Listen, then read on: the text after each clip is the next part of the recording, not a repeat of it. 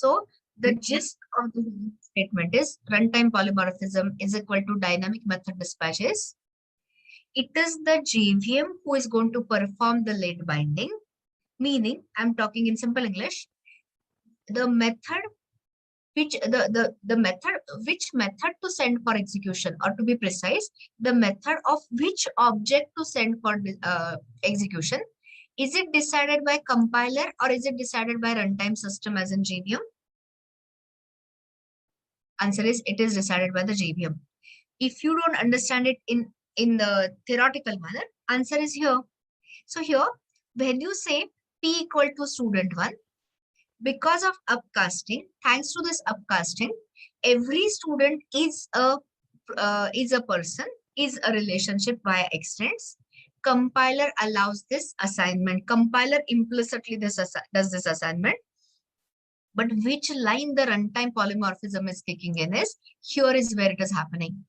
So runtime system does not go by the type of the reference, but instead it goes by the type of the object what it is pointing to. So which method, or rather to be precise, the method toString to be called on person, student or faculty, that is decided at the runtime, which is nothing but your runtime polymorphism. So this is happening, this assignment is allowed thanks to upcasting because you are climbing up the hierarchy. And as I said multiple times, can you say a student is a person? Of course, yes. Can I say faculty is a person? Of course, yes. So that works automatically thanks to inheritance. And JVM is going to resolve it at the runtime. Exactly like you have seen, if you have seen the runtime polymorphism in C++, we achieve it from the base class pointer pointing to derived class object. Of course, virtual keyword was required here. In Java, there is no virtual keyword. So it happens automatically thanks to JVM. So just to state the fact, just to confirm the understanding with you all, this line, is it an example of a direct referencing or indirect referencing? D or I? Direct referencing. This is what? Indirect referencing, or to be more precise, this is your indirect referencing. What is the type of the RHS? Faculty. What is the type of the LHS? Person. So is the type of the reference same as the type of the object? It's a Boolean question, yes or no? Answer is no. Are you climbing up the hierarchy or are you climbing down the hierarchy? Hierarchy means inheritance hierarchy. You're going from faculty to person. So this is allowed. Every faculty is a person.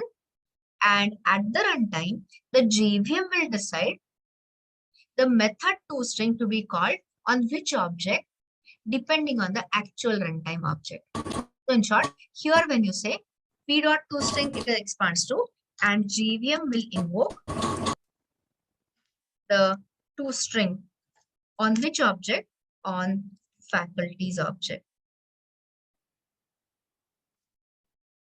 And here, as you saw, the students toString, oh sorry, this is not the one. Here the JVM will call, JVM invokes students toString. So this is the gist. This is the summary with a very simple example. Now I'm going to do something else. Just give me a minute.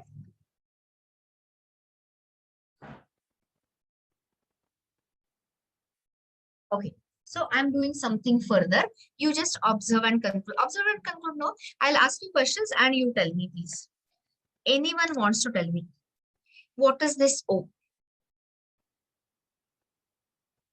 Is it a reference or is it an object? It's a reference type of variable, right? Everyone knows that. It's not an object. It's an object type of reference. Okay, the name of the class is object. This is a reference type of variable. So let me ask you, how many objects are created when this line is executed?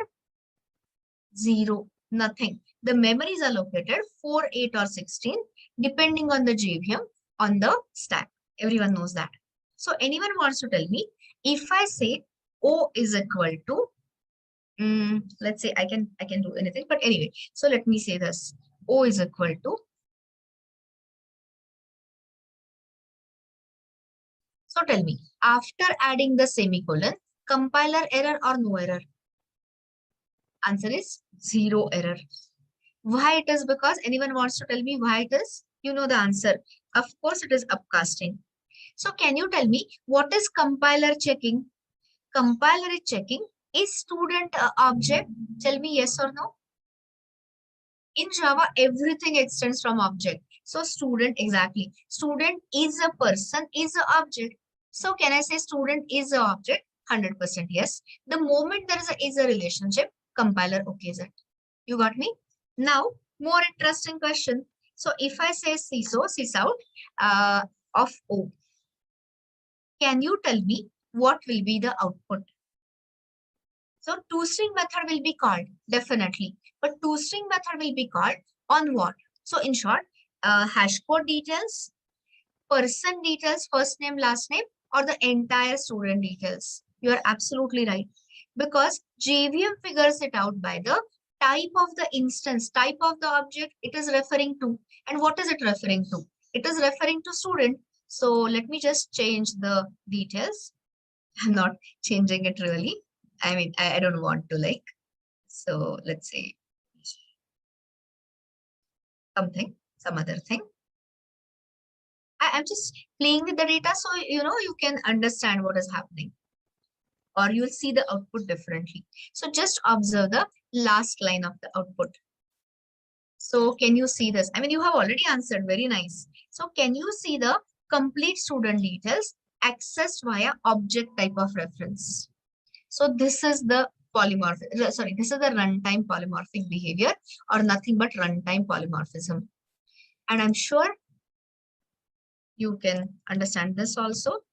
New faculty. Okay, I'll just copy the faculty data as before and just make some changes. So sorry.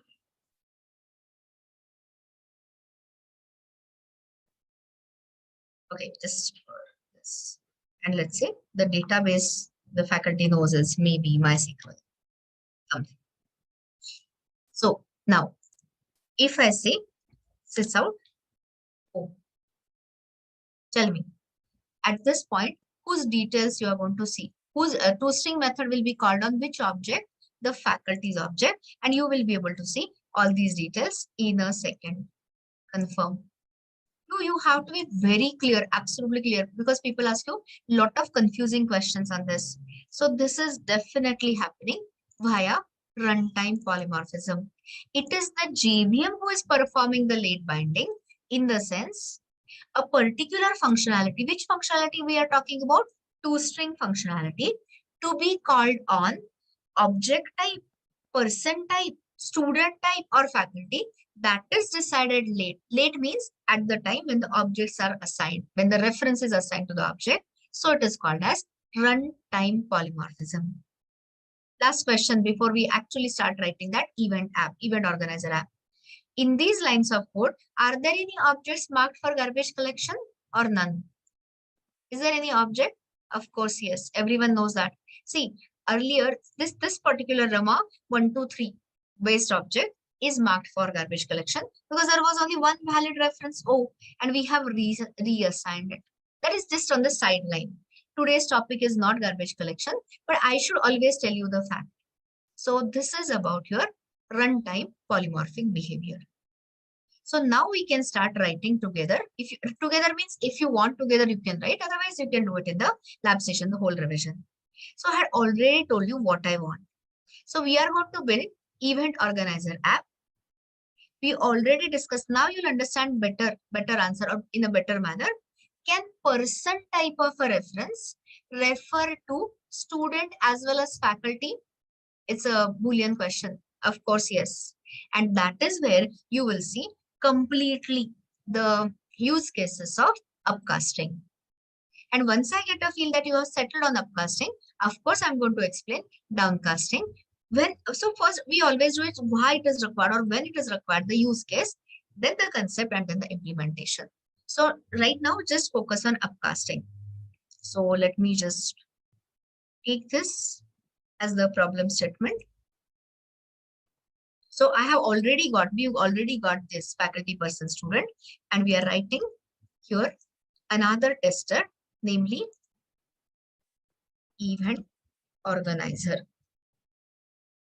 Okay, and of course, since it is a what do you say, runnable application, I'm adding the main method, adding a problem statement here, so everyone knows this.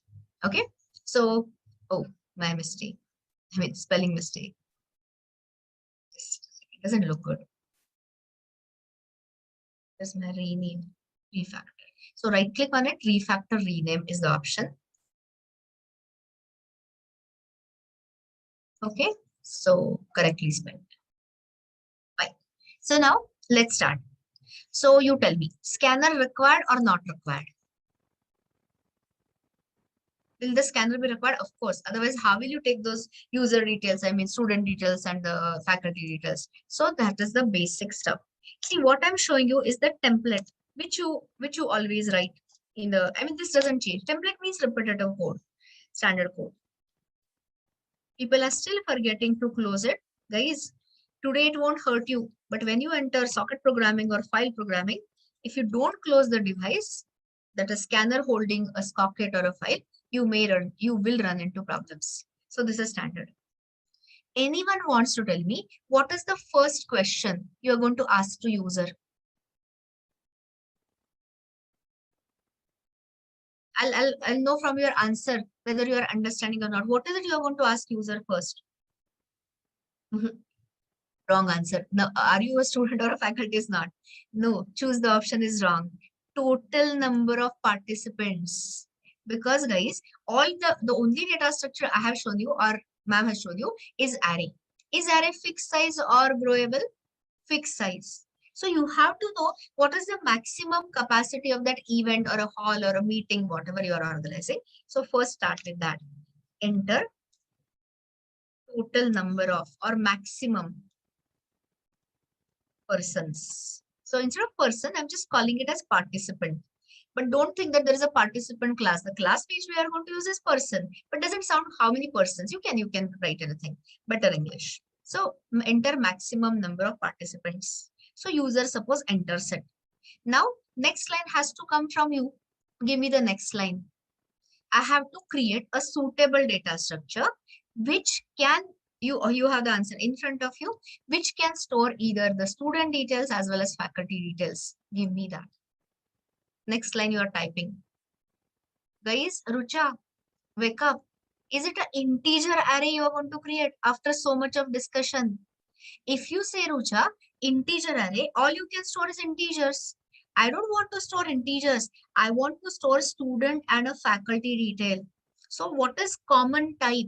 No. Object array is this one. It is two at a superclass. I'll tell you the disadvantage of object array little later. So here, all you have common between student and faculty is a person. So let us just climb to the next level, I mean upper level. And here, create a, I am not going to do it in 2 lines, guys. I have given you sufficient practice in arrays. So person, control space. When you say control space, it will automatically import. Why import is required? Person and all those person related classes are in the separate package. So here, person array. Let me call it as participants because they are participant members or members, whatever you can say. Participants, new person array. And what should be the argument? How do I read the size of the array? It is always integer. Sc dot next end. So if user says, for example, 20 participants is my limit for the hall or for that virtual meeting or whatever we create. In that case, how many objects will be created by this line? Tell me. This is a revision of array of references. Of course, one. Nobody should say 0.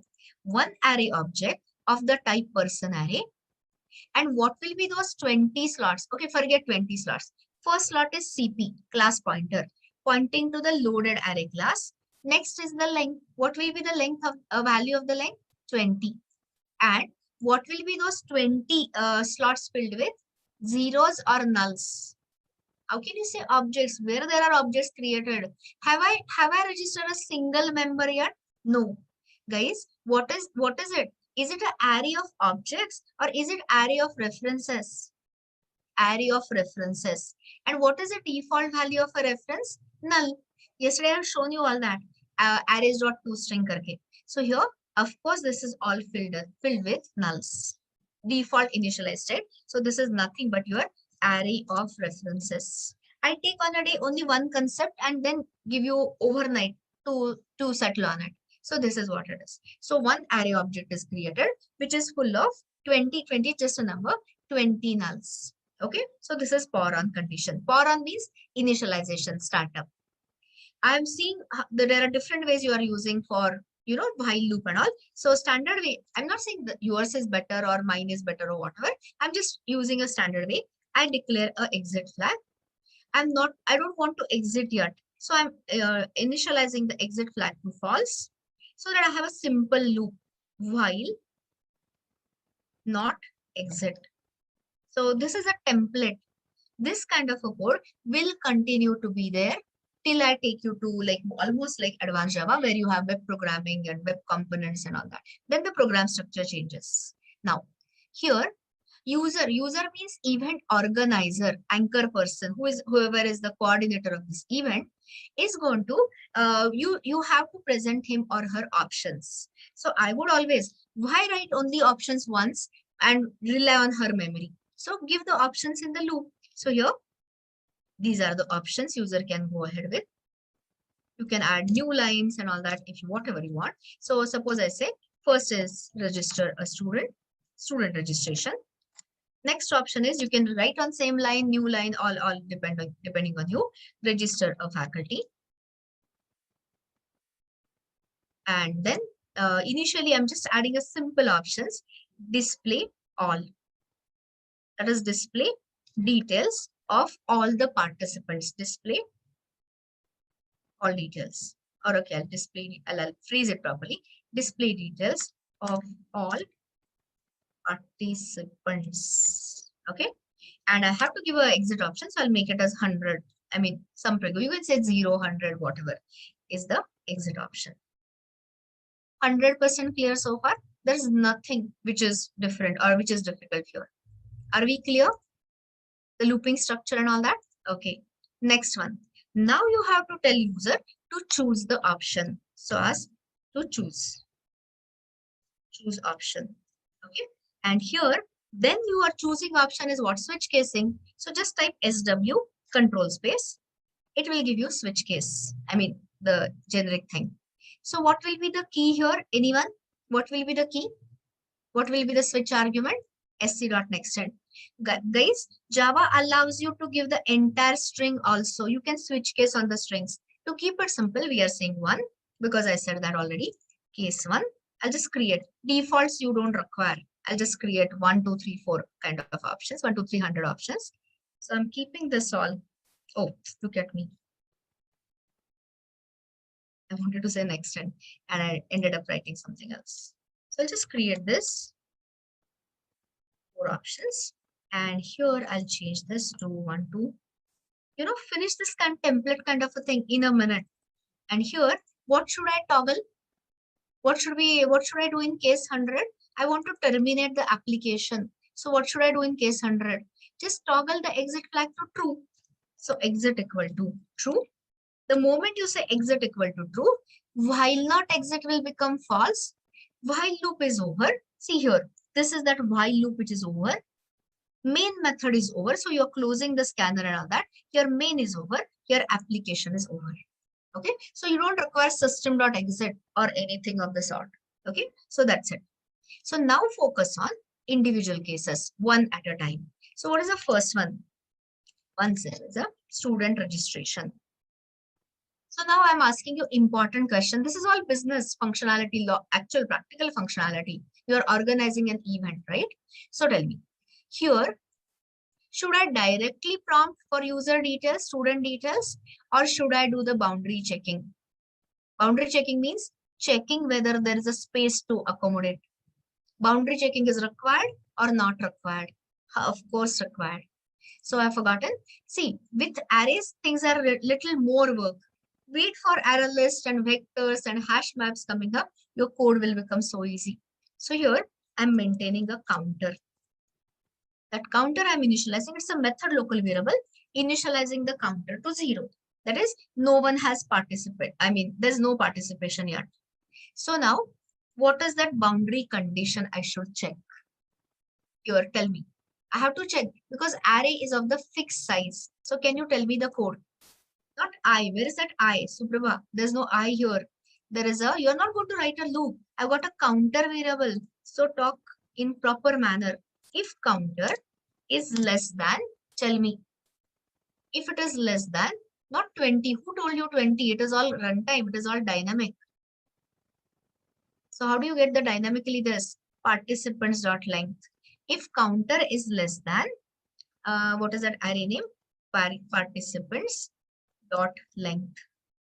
Okay. So if it is less than participants dot length, I don't want to have the counter value is. So let's talk about this. Suppose I say my capacity, event capacity is 2. Initially, what is the value of counter? 0. Is 0 less than 2? Yes. So I will accept the details counter plus plus. Counter becomes 1. Next time, there is only one slot is filled.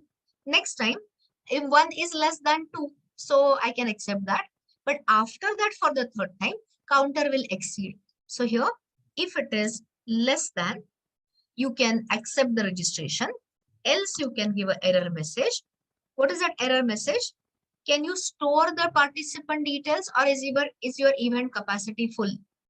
Answer is event full. Try later or try for the next event. Are you understanding simple statements? Because I could see that you understand the concepts, but sometimes, you are unable to put it in a syntax. Okay. So this is your boundary condition. Wait for 2 more days. Tomorrow is the day of interfaces. So maybe tomorrow or day after, I'm going to start you on exception handling. Once you understand that exception handling, try, catch and all that, we will do it in a much better manner. Okay, so this is it for today. So now, here if I come, do I have the space in my array or capacity? Do I have the capacity to store the student details? Of course, yes. Okay, so I will ask the user. See, you should always write a user-friendly course. UI, UX has to be good. So here, enter student details. I told you yesterday was hard coding because your first day of inheritance. Today you can manage, I hope, I'm sure. So I hope I'm correct. I mean, enter student details. But poor end user doesn't know in which form you want it. So always help in the sense. See, I'm showing you all good programming techniques. So please follow them. Don't take off from whatever wrong things you have been doing. Change, correct yourself, change yourself. So here I just copied that constructor thing. So here user has to enter the first name, last name, graduation year. I hope you are understanding the tricks. I'm showing you all the tricks also so that without wasting too much time, how do you get it? So now there is no ambiguity, right? So here I'm going to write the right hand side, or rather you can tell me what should be done on the right hand side. With this information, which object you want to create, what type of object you want to create. Absolutely correct. Yes, this is the kind of thing I want. So when you talk to me in Java, I understand you completely, and then I don't have to say that it is a vague question and all that. So try talking in Java. Of course you are right. You student. Okay, and then everyone knows how do I read the first name, which is a string from the scanner. Give me the method name, please. How do I read the next token? Of course, the method is sc.next. You're right. See, so this doesn't touch only on inheritance polymorphism, revises so many things, including array of references. So next one. So first name, last name is also this. Now the next one is graduation year. It's an integer. So which is the method to read the integer? Next end. The name of the course is again a string. So sc.next. Fees were double. So sc.next double. Marks are, I think, integer. So sc.next end. Are we totally clear so far? I'm explaining and I'm writing it so that you should get the concept as well as hands-on. 100% clear? Okay. So now please tell me, when I say the student object is created, of course it is created on the heap, preceded by the student class loading. But can you tell me this object, will it be created in this person array, within the array or outside? Same statements I had made all the time. People are still saying within. Guys, wake up. This is your array of references. Individual slot in the array is only 4 or 8 bytes long to store the pointer. And the student details are so many. How can it fit? So the student object, we have done this. Refer to your yesterday's diagram of that box array and all. So student object is created elsewhere on the heap. And now what I want to do is, I want to add its pointer, its reference in the array. So can anyone tell me what should be the LHS, please? Give me the LHS, please. Participants of counter. I'll say counter plus plus also. Because, then I don't have to do the counter increment in the second line.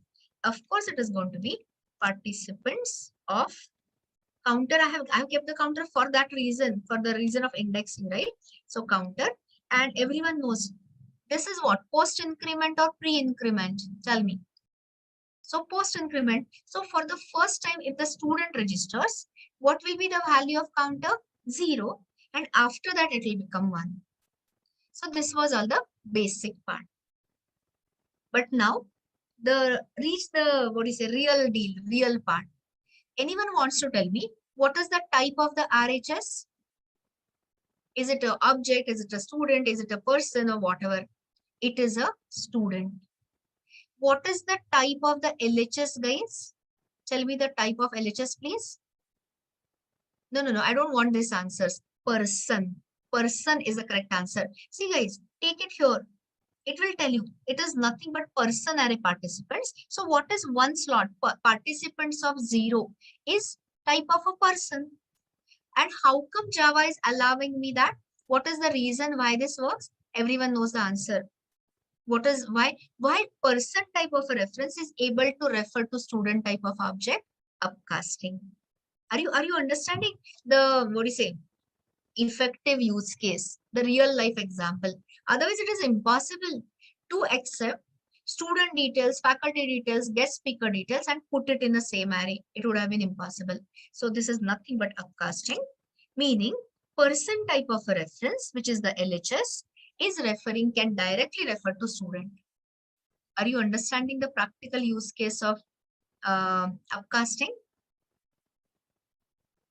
The whole thing is, I'm going to repeat it for faculty, Nilesh. So that time you'll get your revision. So you start dictating now. You take a look at this and you please tell me, Nilesh, for example, those who are still confused after all this explanation, start telling me about the faculty. So instead of, boring others with the same discussion, similar thing you are going to see in faculty, and I'm sure there you'll be clearer. Of course, it will give error. You have to try such things instead of asking me. You have a lab session for all of that. So tell me, what should I do here? What is this case? This is your faculty registration. Everyone agrees with me? Okay, start telling me. So, should I ask for faculty details or should I do the boundary checking? Where is your attention, Nilesh? Counter plus plus. Observe here. This is not clear, you said. Arey, this is a post increment. You are not done the operators. You have done operators in the COP.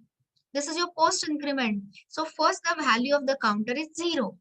So participants of 0, suppose student registers will be having a student object. Then after that, your counter will be incremented. If Nilesh, you are not clear, here you can do it in 2 lines. I hate to do it in 2 lines, but what else? I mean, if people don't understand, I have to. This is equivalent to that. Are you understanding it now, at least this one? Nilesh? Okay. So this is nothing but a post increment operator, which you should be knowing by now. Okay. So faculty registration. Should I do the boundary condition or should I directly take the faculty details? Or okay, I'll rephrase the question. What will happen if I don't perform the boundary condition and directly take the faculty details? Which exception we may enter? Which exception you might get? What is the name of the famous exception? Array index out of bounds. Okay. So we don't want to break our code just because user goes out of bounds, right? So here, do the checking. Same checking. That's why, Nilesh, I did not repeat or brief the whole thing. So here, Again, you have to do if counter is less than array size. So if it is less than participants dot length, then fine. Then you have a space in your event to accommodate more this. Else, you know this else already. Event is full, registration closed for now or whatever. Try in the next event. You can give suitable error messages. Are we clear in the else branch? This much at least is clear to everyone. You have to revise all this in the lab before I join you and be ready. When you have code in front of you, you can ask me the better questions, provided you have gone through it, not just out of blue. Okay, now what should I prompt for? Should I prompt for faculty details or should I prompt for what is it called? Student details. Of course, faculty. It's the faculty registration option. So what happens in the real time is faculty sends an email to the admin, to the event organizer, please register with her details, faculty details, and event organizer does the registration. That way it is. Under the admin role, under the organizer role, we are doing it. So here I'm saying enter your details or enter faculty details to be precise. And again, as a standard this, please don't leave the user in dark. You have to handhold the user what is the sequence. Otherwise, if the sequence is messed up, your code will not work. It will blow up. So rest of the things are years and SME. So here I'm doing same things. That's why I did not revise earlier branch again. So here it is. Experience in years, and the next one is subject matter expertise. Okay, so now next line has to come from you. Try out everyone. I'm giving you a full minute. Write the next line. You can write it in short form. I don't want the full line. I just give me. I got the answer from Yash already. But you try it out. You don't look at his answer. Yes, participants counter plus plus equal to new faculty. Precisely. So absolutely correct. Absolutely right. Great going, guys. So here again, I'm going slow for each and every one of you. With IT or with CS or without CS are all equivalent to me. I'm handling it at that level that with the people with Java background or CS background might feel little bored. Doesn't matter. Boring is okay. Not understanding is not okay. Okay. So tell me, what should I create? Whose object should I create this time? Of course, a faculty object. What else? And here as before, first name is string, last name is string, and then is your experience, number of years you have been training. So integer, and whatever are your what is it called? Subject matter expertise. So sc dot next. But here, when you say sc dot next, current, okay, let me ask you, why should I explain? When I say sc dot next, and if I give my subject matter expertise as Java space React space whatever MySQL, how many tokens it will read out of it? When I say sc dot next, only one token. So at the time of giving, we'll give it in the comma separated manner. So things will be read. Or currently we will give only one technology as our expertise. Later you can replace. If you want to read the entire next line, you can have a method such as sc dot next line exactly and read the whole stuff. So that's a small detail. Today it is not important. Now, if I create it and assign it to faculty F, so what will you call it? Is it a direct referencing or is it an indirect referencing? It is a direct referencing. So what is the harm in it? I'm happy. I can happily do the direct referencing. The harm is this reference variable is separate. So when you start solving the next one, or rather to be precise, this details will not be accessible from that person array. So when I come to the next line, when I say display all the participant details, how can I access this particular faculty details? So in practical scenarios, direct referencing hardly works. It doesn't work all the time. What you generally end up using is indirect referencing. So what is the left hand side? Person type of a reference can refer to any of its subtypes. So what is that subtype? faculty here. So I'm again going for participants of. Now allow me to write it in one line. Counter plus plus post increment. So suppose situation is I've got only capacity for 2. Suppose student has already registered. So what will be the value of the counter if student has already registered? 1. So here 1 is less than 2. So I can accept the faculty. Now third time again another faculty wants to register. So will we be able to register her, or will you get this error message? Of course error message, because now the counter has reached 2. 2 is not less than 2. So that is how we have taken care of boundary condition. Or how long you have to struggle till this? Till you learn collection framework in Java, that is data structures, growable dynamic data structures. So till then you have to do all such stuff. Later you will see things become simpler going ahead. So these are the two use cases, two options. Are we 100% clear so far? Because I think I'm going sufficiently slow. Okay, and we already explained the concept. I'm just putting it in the practical this. So now case 3 is display details of all participants. Okay, so before you start solving, okay, what I'll do is I'll stay back. I'll stay quiet. You tell me. Can you write this code for me? It's a 2-liner code. Again, I'm saying when you are typing the code, I'm not expecting the full-fledged code. Even if you can give me a clue, I'm okay with that. No, not that kind of a clue. Not that kind of a clue. Write something in Java. Answer is I can do it with for as well as for each. So somebody has said this. For each participants, this SOP, P dots this. Oh, so you are use the for each technique. So I'll say this. Of course, you are right, but there's a small problem. So here, if you use for, what will be the range for int I equal to 0, I less than what? I said, if you go by for loop, what will it be? Rohan is right. Counter. So guys, suppose I have allocated the event capacity as 40. But people the number of people who turned up, who registered is only 20. So my first 20 slots are filled with the addresses of either student or faculty. But what is still sitting in those remaining 20 slots? What is sitting in that remaining 20 slots? Null. Are you getting it?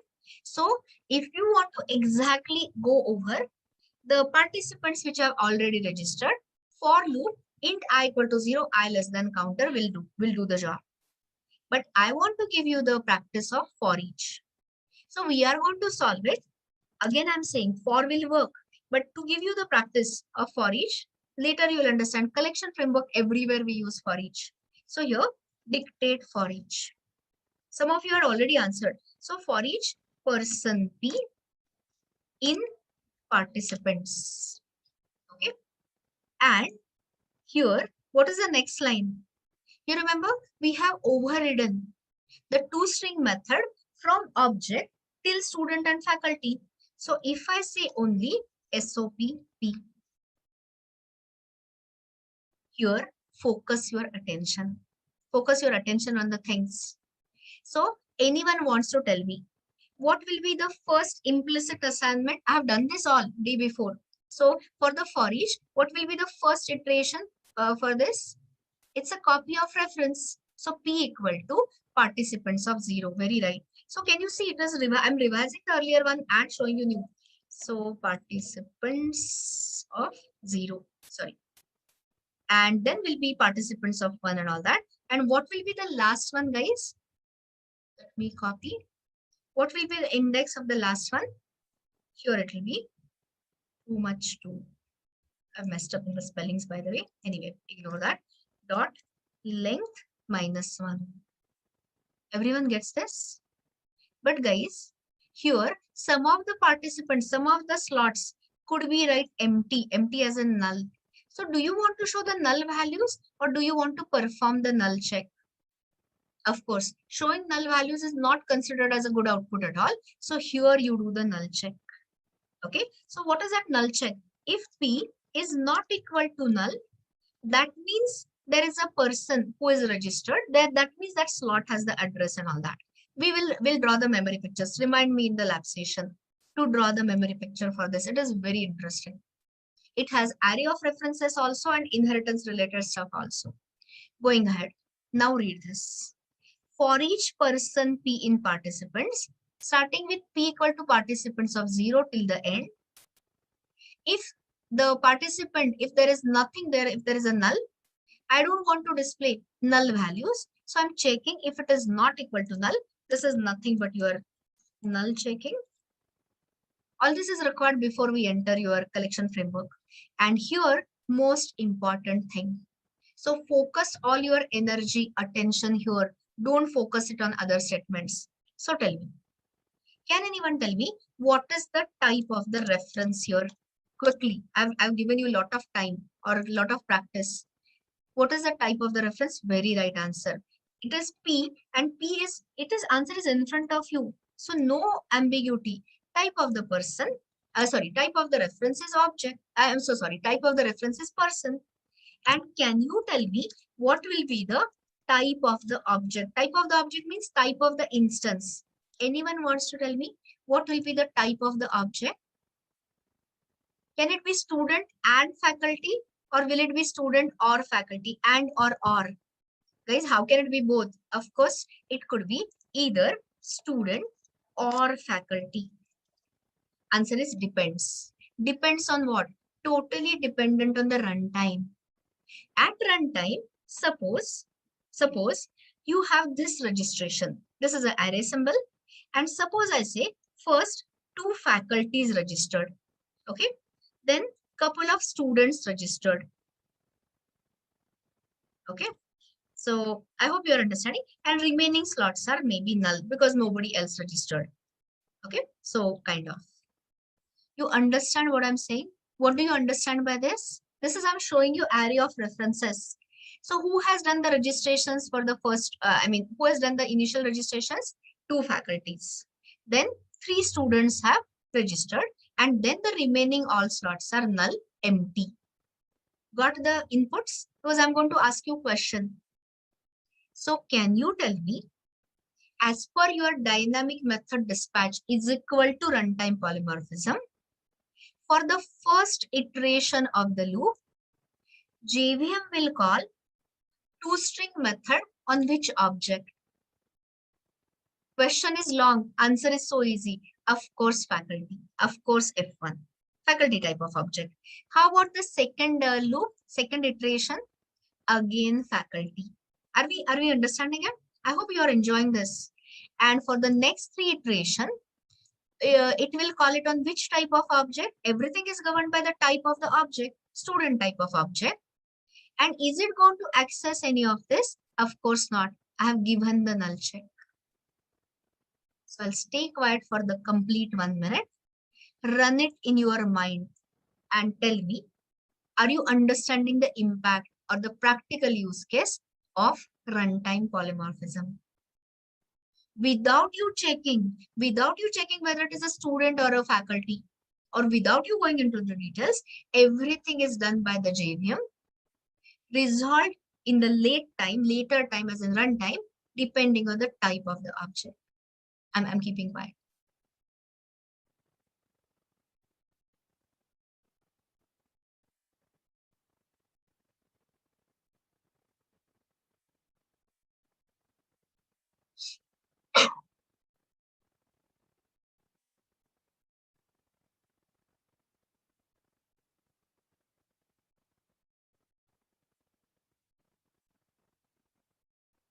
Are we understanding it, guys? Unless until you see the example, concept sounds shaky and you feel lost about what is happening and why she's doing it and all that. Okay, so let's try this out. Let's run it and you'll get a better clarity even.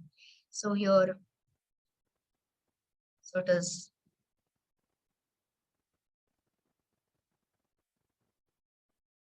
You'll see it, Himanshu, in a minute. Just now I talked about the whole answer is runtime polymorphism. Anyway, so suppose I'm saying 3. I'm just choosing a small capacity so I can show you. So here, Suppose faculty decides to register first. I mean, doesn't matter, any sequence. So I'm getting the faculty details. I'm just starting a series A1, B1, 10, and let's say Java. So you can check. Since faculty is a person, it is first calling superclass constructor thanks to our super first name, last name, and faculty object. Okay. So now, if I directly say 3, tell me, what is it you expect to see? How many participants we have added, registered? Only 1. So Himanshu was asking, how will it print student and faculty details? That is where I spent the whole last 1 hour on. So that is nothing but the runtime polymorphism. JVM goes by the type. So here, you remember that loop for each person P in participants. If P is not equal to null, for the first iteration, P is not equal to null. So where is P pointing to? Tell me, faculty object Himanshu or student object? It is faculty object. So whose toString it will automatically call? Of course, faculties. Check. So are you understanding? These are the faculty details, first name, last name, teaching experience, and expertise in a domain. Got this? And why it is not showing you null? Because we have done the null checking. If you don't do the null checking, then of course you'll see null, 2 nulls will be there. Next one. Suppose now 2 students are registering. I mean, 1 by 1, of course. So here, oh, sorry, I used by mistake register faculty. Anyway, it doesn't matter. So let's say I wanted to say student registration. So now I'll say 15 years and maybe I'm expert in UI or whatever, front end technology such as JavaScript, Node, and I mean, not Node, JavaScript, I mean. So you have this and you keep confirming. That is why you have written that. So here, the first faculty is this thing details, second faculty is details. Now I'm saying register a student. So let's say A3, B3, graduation year, course taken, let's say Spring Boot or whatever, fees, and marks obtained. So again, keep observing. The whole flow is in front of you. I've given a lot of SOPs. And when I say 3, what do you expect to see now?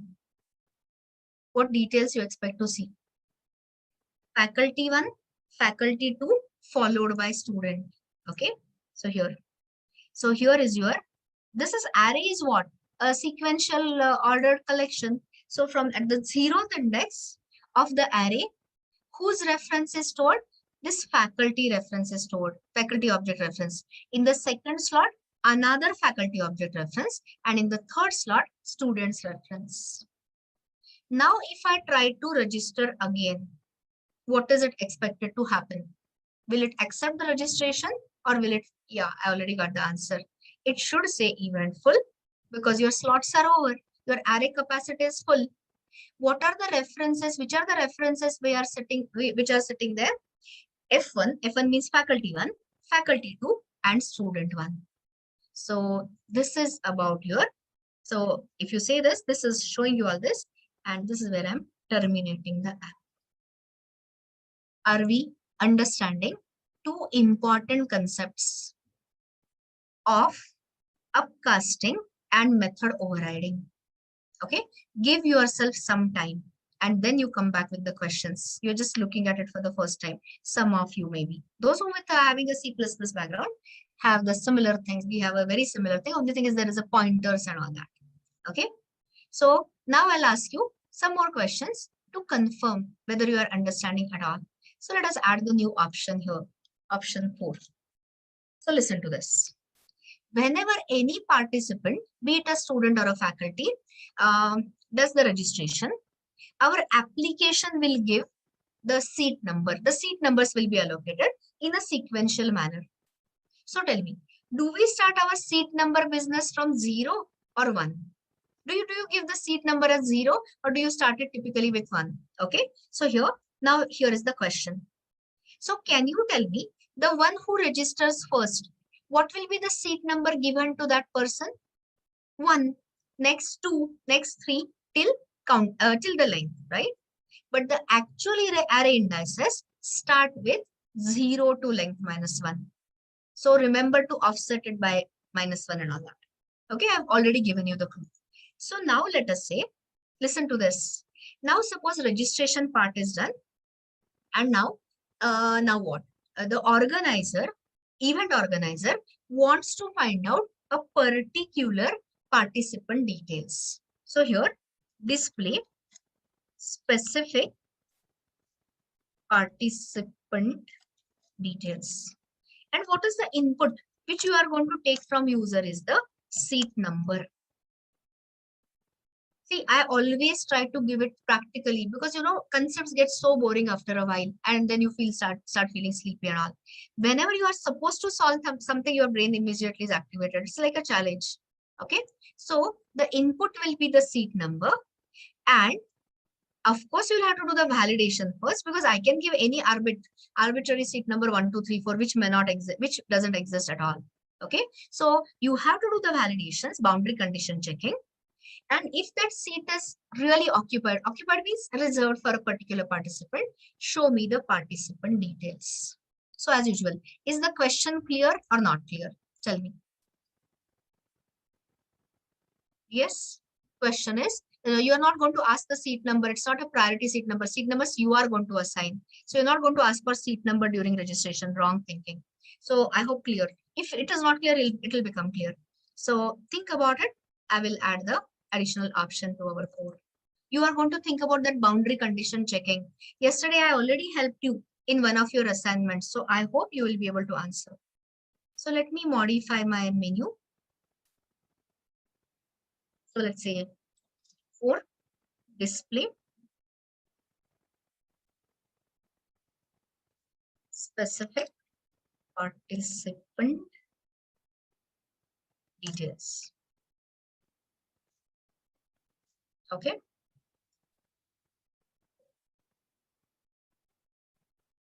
Okay. And here, let us add a case 4 for that. Don't forget the break, otherwise it will just fall through and your application will terminate and all of that. So tell me, what is it you are going to ask to user? User means end user. What is the input you are going to take? What is it you want? You are asking user. Yes, the seat number. So here, enter seat number. You got it? Now, here, the seat number has to be mapped to the array index. So I will write the left hand side and you give me the RHS. How to find out array index from the seat number? You are ahead of time and that will kill you, Yash. So I'll just go systematically. So seat number is integer. So what will it happen? SC dot next int -1. You can directly apply to array. You'll get array index out of bounds. You have to do the boundary condition checking, Yash. Okay, so I have got it. So now, can you tell me what will be the valid range? So I want to say, if the index is in the valid range, show the details. Otherwise, give the error message, invalid seat number. So dictate this condition. So if this condition, then show the details, else error message. Exactly similar thing I told you yesterday. Tell me. What condition? I hope you are typing some condition. Wrong answer, Pankaj. Try again.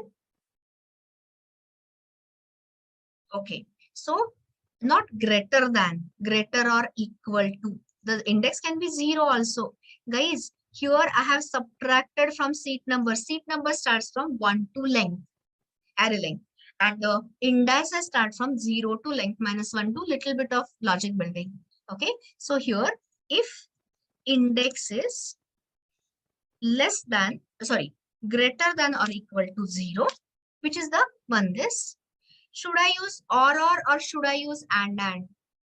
Or how can the index be greater than 0 and equal to 0 and this? Or if sorry, my mistake, I'm so sorry, the boundary condition, and because this is a validation check, correct check. If it was an invalid one, I would have used or.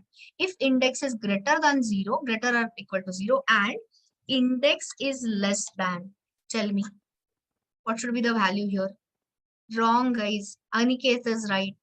You have got only counter participants.length. So the array length may be 100, but only 50 participants turn up. So you have to check for that counter value. So index is less than counter. Then only, see, because the other seats are unoccupied, what is sitting in that slot is null. So do you really want to show null? I hope not. So in that case, you have a, you want to display. So how do I display? Here, now that display part is very easy. Anyone wants to tell me? You had done this earlier, guys. Only thing is you are not validating. That's why.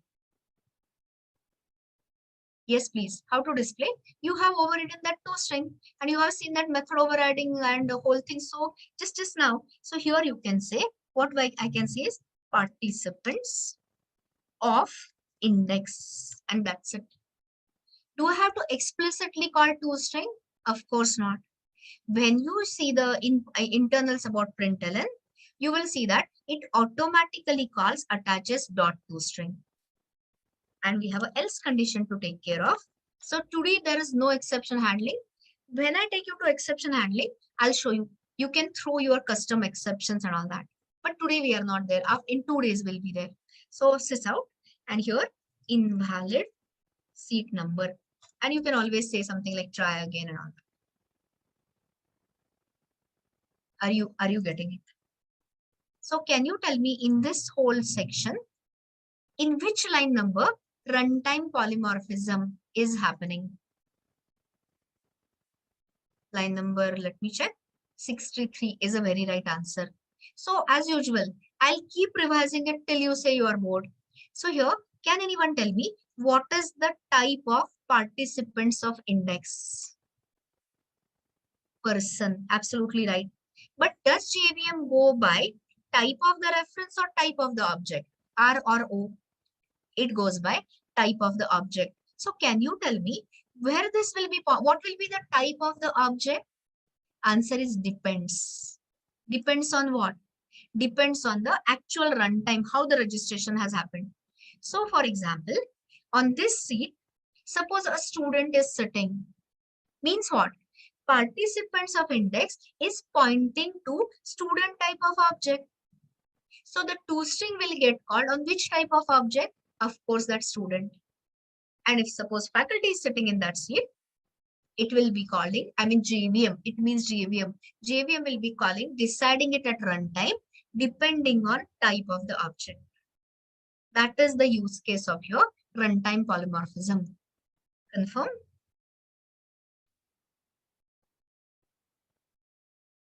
So suppose I say 10, I'm just using something. So suppose I do the student registration, A1, B1, course fees, and the marks.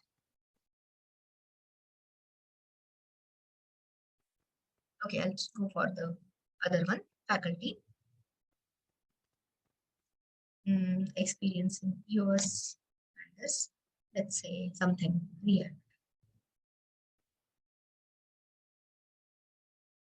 So that's it. And you can add, okay, one more I'll add just. So one more this inputs, E3, graduation year. And the course taken is boot, maybe Spring Boot, that is. Fees are something, and the marks obtained. Okay. So first check whether your array is filled correctly, as in option 3. So tell me, look at this and tell me, is your data stored correctly? Are you understanding the array of references pointing to the actual objects stored elsewhere in the heap? Are we clear from this output or not? I've yet to test that seat number 1, the initial one I'm showing. So now if I say, what is it? 3 I have got. So if I say 4, what is it which will happen? If I say this, what will happen? What are the seat numbers allotted so far? What are the seat numbers? 1, 2, 3. So here, no, you did not understand me. Of course, it is going to prompt. I'm saying if I prompt for the seat number such as 4, okay, go one by one. So here, if I say 4, now, so what is expected to happen? invalid seat number. Why? Because I have entered the details of 3. So which are the seat numbers allocated in the incremental manner? 1, 2, 3. So how can 4 work? Of course not. If I say 4 and if I give any value, wrong value, our code is fail proof. You should always attempt to write full proof, fail proof code. Okay. So again, invalid seat number. But now if I say, for example, oh, actually I have done, no, I thought have I done coded wrongly? No, I have not. So suppose if I say 1, can you tell me whose details? Of course, it won't be invalid. So whose details will be printed? Go by the name of the person, please. Tell me the first name of the person whose details. Of course, A1. This is the one who is occupying seat 1, index 0. Oh, I messed up. I messed up totally. My problem, my bad. I said the option as 1. So sorry. I'll add one more. Doesn't matter. We can just, it just got delayed. A4, B4, graduation year. Something. Course taken. Let's say Angular. Then the fees paid. And the marks obtained. I messed up. So now let me say display the specific participant options. And now I got 4 participants. And if I say enter the seat number 1, so you can see you had given me the answer. I only messed up. I made a mistake. So you can see that. And since there are 4, they are occupied on 1, 2, 3, 4. So if I say 4 and seat number 4, the last one which we entered, which one we entered last? A4, B4 and the one which went for Angular. Okay, so A4, B4 details are getting printed. Is the concept and the implementation all clear? 100% clear? Because that is how you're going to understand the whole object-oriented programming fundamentals. So this was about your upcasting and runtime polymorphism. So now let us take you further. Okay, I'm giving another requirement. Okay, so before I say this, have I written it so that I don't have to upcasting and all is done? Okay, I have written it, so I'll just take it, Actually, okay, let's not waste time. So what you are going to enter soon, I'm skipping that because I'll talk about it little later, 10 minutes later. So now you have learned upcasting, but you will see that sometimes you do need downcasting, which is equivalent to your narrowing conversion. You remember automatic conversion, automatic promotion was a widening conversion in primitive types. And then there is a typecasting or the narrowing conversion. Can anyone give me the example? Absolutely not. Vinod, the whole idea is not to have separate arrays. Vinod, I'm answering you. Suppose if I tomorrow change it, wait a second, I'm talking to Vinod. Here, if you say 2 arrays, today fine, it is okay. But then you have to manage the counter arithmetic, so complicated. And forget the complication part of it. What if tomorrow I bring in guest speaker, lab faculties, or the office staff, or my center head? Are you seriously going to create a different arrays for all these types and keep breaking your code? I hope your answer is no. So that is your answer. Kunal, if you don't do the null checking, you try it out, Kunal. Everything I'm not going to answer. So it is a more lab-like question. Read it, do it, try it out and talk to me in the lab. Because otherwise, I'm spilling out everything for you. So think about what your own question, write it down somewhere and try it in the lab session. Then I'll discuss the answer with you. Okay, so I've covered the whatever theoretical sounding questions I cover here, lab related in the lab. Now, the objective is executing subclass specific functionality. So here, what we are going to do is, see this, read this. Here, when you say student, student is a person. So what all is available to the student? It is not directly accessible, but in the student class object, you have a first name, last name, you have student additional details. But when I said subclass is a superclass plus something additional, so tell me, can subclass add additional behavior for the can subclass add additional functionality? Of course, yes. So here, what is that additional functionality? Student is the type who typically, I'm saying typically, not always, studies. And faculty is the entity or the type who is typically supposed to teach excellent, teach well, teach great. Okay, so that is the additional functionality we are going to add. So let's do this much, and then we will solve this option, and then the whole thing will start making sense.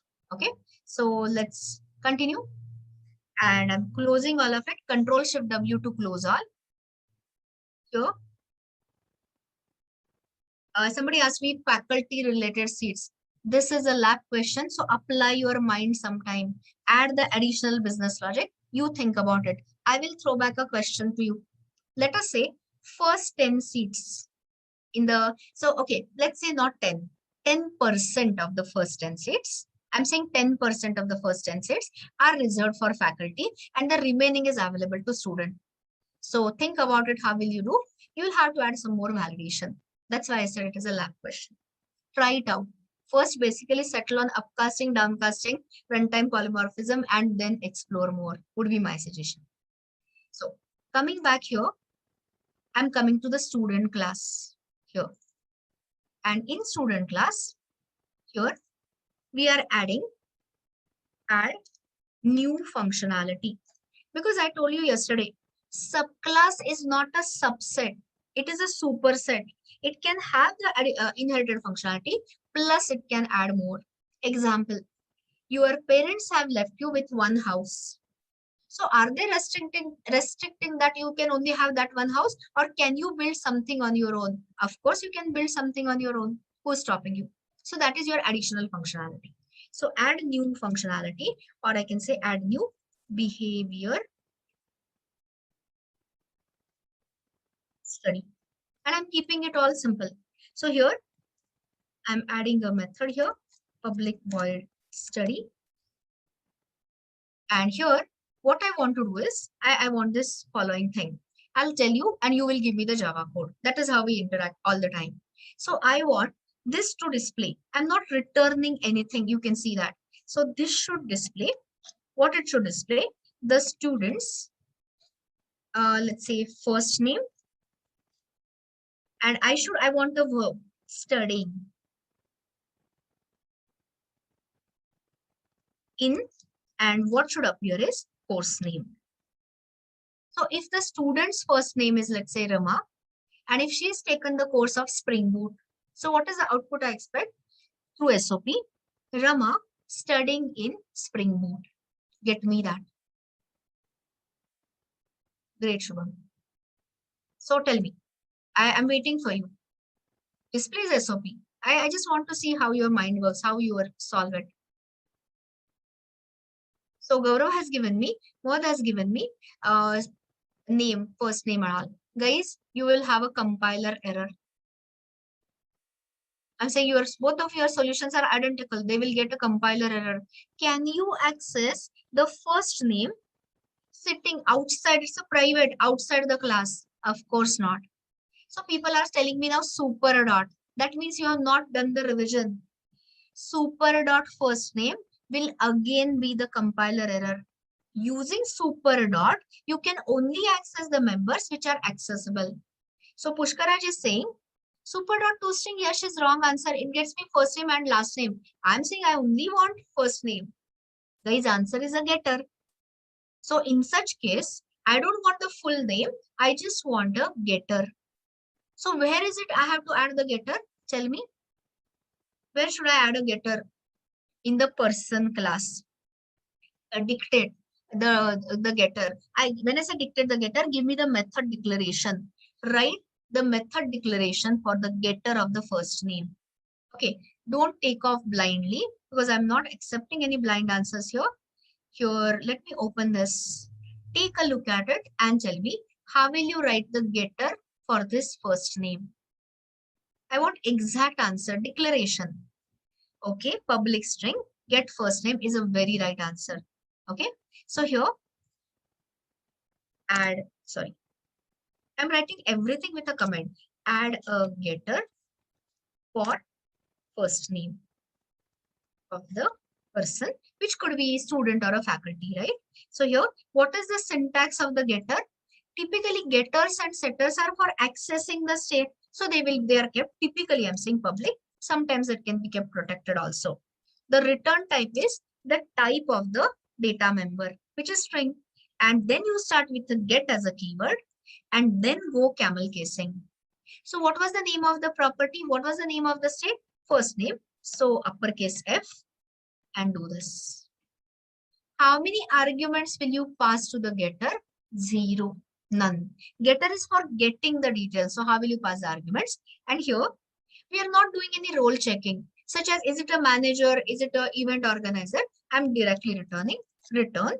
And what you will return is either you can say return this dot first name, but since there is no clash, I can drop this and return first name.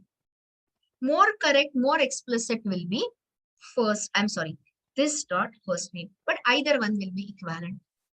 So this is optional. Understood everyone how to supply the getter? Is everyone clear on the getter stuff? If required, we will write a setter also somewhere. So if you are clear about it, can you skip all this time? Can you avoid wasting time and generate it from Eclipse? Answer is yes. That is why, guys, people come to IDE. So how do you generate? Source. Can you see the option? Generate getters and setters. IntelliJ also has a similar option. And here, now it is telling you what you want. So here, expand on first name. And can you see this? Select. So it is saying 1 of 4 selected, get first name and generate. So initial week, the first week in Java, I typically tell my students, don't use all this help. Otherwise, later somebody asks you write a getter, write and setter, and you don't know how to do it. That is a big mess. That is a big problem. So if you say, oh, I can do it confidently with Notepad, with a piece of paper, go ahead and use Eclipse. But otherwise, write it yourself. Okay. So this is either you generate or you write. Done. Now let's come back to the point. The point being writing this method. So tell me, here people had already answered me. So sysout. And now I want to first appear the student's first name. So tell me, how should I use it? Should I use, what is it called? Super.get first name or only get first name? Answer is super keyword is not required here. Guys, you can simply say get first name. What will compiler do? Compiler will check in this code, this class. Is there any get first method in student? No. Then it will check, are there any inherited? Is there any inherited method? Of course, yes. So this is the case where super keyword is optional. So whether you say explicitly super.get first name or you simply say get first name, it will 100% work. Whereas if you drop super dot from here, what will happen in this case? I told you yesterday already. It will definitely cause recursion. Yes, Himanshu, you don't have, this is not an overriding method at all. So here it will cause a recursion. Here, no issues. But if you want to be explicit on the first few days in OOPS concept, you can write yourselves super.get first name. Fine, absolutely okay. But I told you rather, it is not compulsory.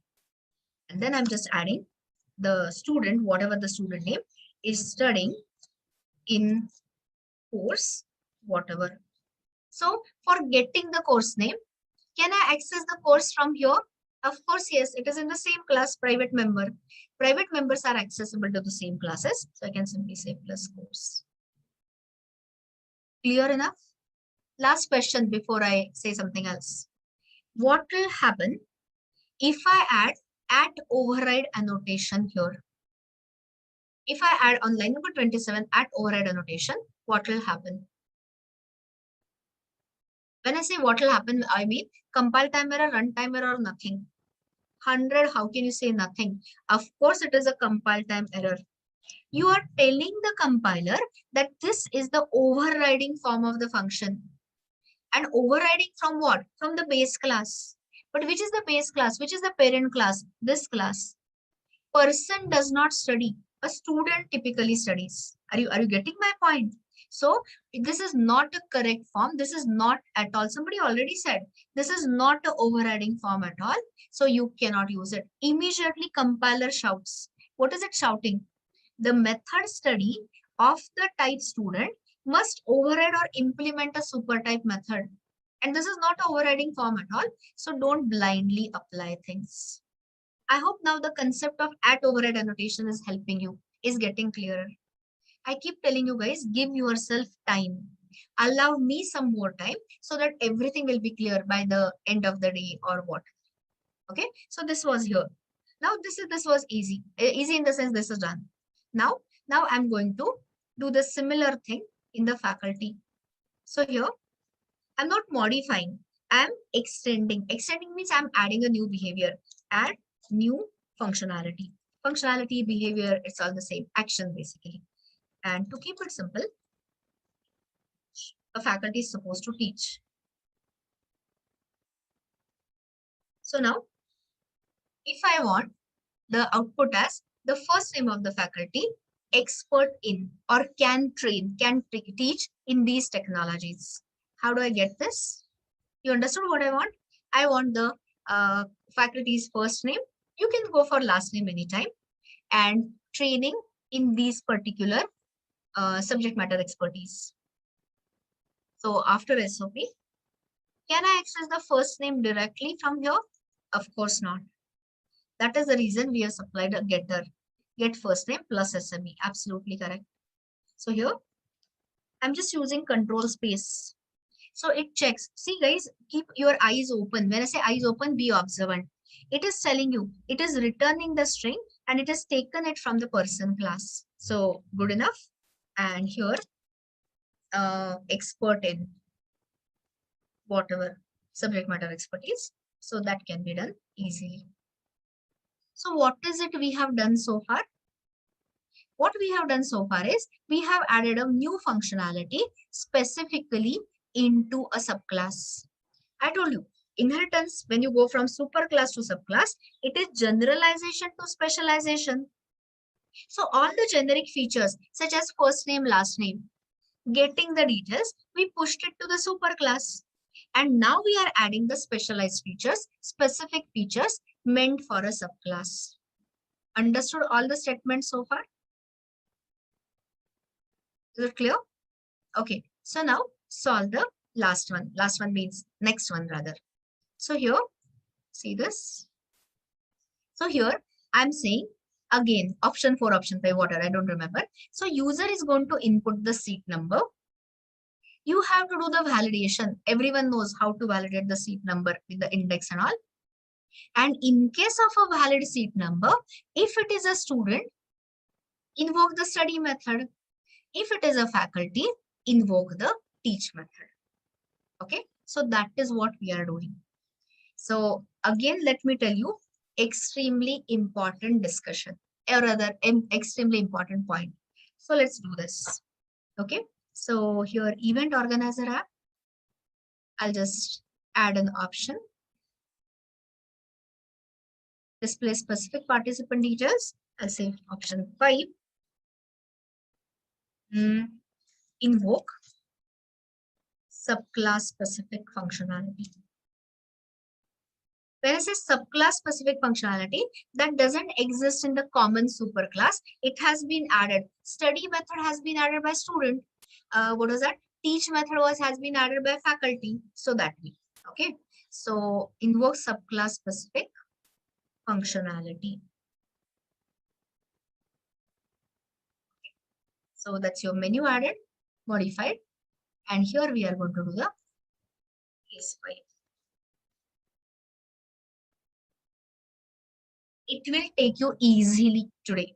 1 hour to revise the classwork. So please open that readme, open that sequence document, open that readme inheritance polymorphism, and then read accordingly, then solve accordingly the code sample. That's my request. So start.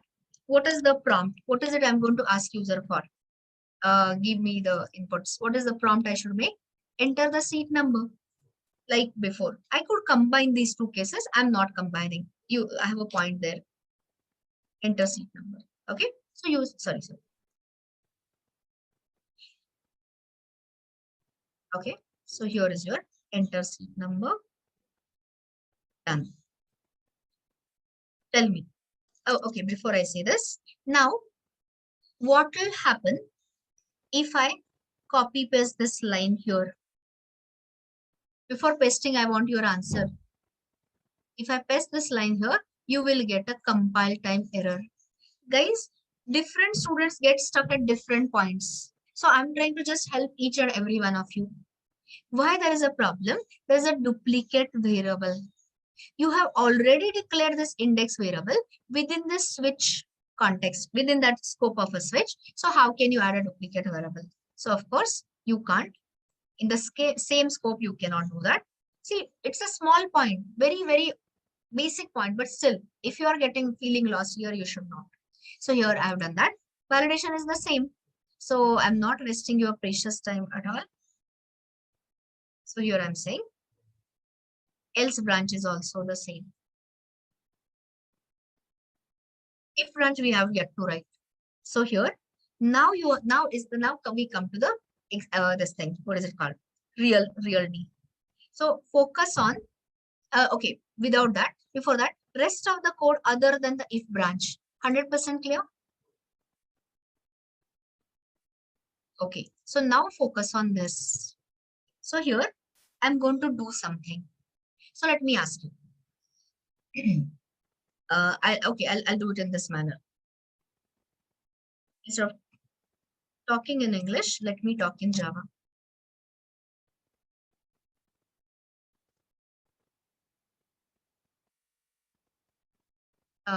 Index. I was just thinking, what should I do? So tell me, will I ever get here? What is it called? Array index out of bounds or null pointer exception? No, because we have already validated index has to be greater than or equal to 0 and less than counter. So no such question. Fine. Now, observe carefully. I'm making an assumption. It's a bad assumption, but still let me make an assumption. Suppose a student is sitting there. I've decided the student is sitting there. Don't ask me why. You will know why in a minute. So in that case, if I say P dot study. So after adding the parenthesis and the semicolon, tell me, compile time error or no error? You understood what I said? I said after adding the, what is it, parenthesis, method brackets and the semicolon, compile time error or no error? Answer, people are giving me 50-50. Answer is compile time error. This is what is the starting of another topic. Okay, so focus on the statements I'm making. Don't think of anything else. Here, first question, are you getting a compile time error or are you getting a runtime error? C or R? Answer is compile time error. You got that? Now. So now I'm saying, I already made the important statement. Compiler checks it by the type of the reference and JVM resolves it by the type of the object. So can anyone tell me, as far as compiler is concerned, what is the type of P? It is person. Okay. So which is the class it will go to? Where it will try to locate the study method in object, in person, in student, or in faculty. Of course, in a person class. And do we have in the person class the study? Of course not. This is a subclass specific functionality. So everything falls apart. Everything fails. How do you know what I'm saying is correct or not? Just take the cursor there and you will know your confirmation. The method study is undefined for the type person. So I'll repeat the last 2-3 statements. Guys, wake up. They are most important statements. One of the most important statements. I'll write it down. Java compiler checks it or resolves it. Resolves by, you tell me, type of the reference or type of the object. Answer is type of the reference. Okay. So now the next line. Can you tell me what is the type of P? Type of the reference P. Is it a person or is it a student? It is a person. And why compiler error? That is because since the compiler, since there is no study method defined in person class. Okay. So read this and tell me, is the error completely clear? The whole thing revolves around the fact the compiler is having a limited intelligence. It is kind of dumb. It is the JVM who will actually create the objects dynamically and assign the pointers, assign the references. So your poor compiler, being limited in intelligence, limited in knowledge, always solves it by the type of the reference, and everything falls apart because there is no such method. And the classic fact, the life fact, does parent inherit anything from the child, or can child inherit the stuff from the parent? Is it parent to child? Parent cannot access anything. Are you understanding the fact of life? So children inherit from their ancestors, parents, grandparents and all. But here parent cannot access directly. You know that. So coming back to Java, here when you are using person type of a reference, trying to access, trying to access the student details, answer the simple question. Is every student a person? It's a yes or no question. Yes. But can you say every person is a student? Of course not. Because person can be a faculty, person can be a lab faculty, person can be office staff, etc. Are you understanding it? So that is the reason you have, it doesn't work automatically. So tell me, what is it you'll have to do? What is it you'll have to tell the compiler? You will have to do the downcasting. Downcasting is the word. The whole topic is downcasting. See guys, upcasting happened here happily. Can you see this? This is the example of your upcasting. Why it works implicitly? Why it works as implicit cast? Because every student is a person. But like we said just now, you can't say your compiler cannot allow this because every person is not a student. So here I'm keeping it under comment. I'm writing it in the next line. So here enter downcasting. So tell me, downcasting means what? Climbing up the hierarchy or climbing down the hierarchy? Obvious question, dumb question. Yes, it is climbing down the hierarchy. So this downcasting is required for, of course it is,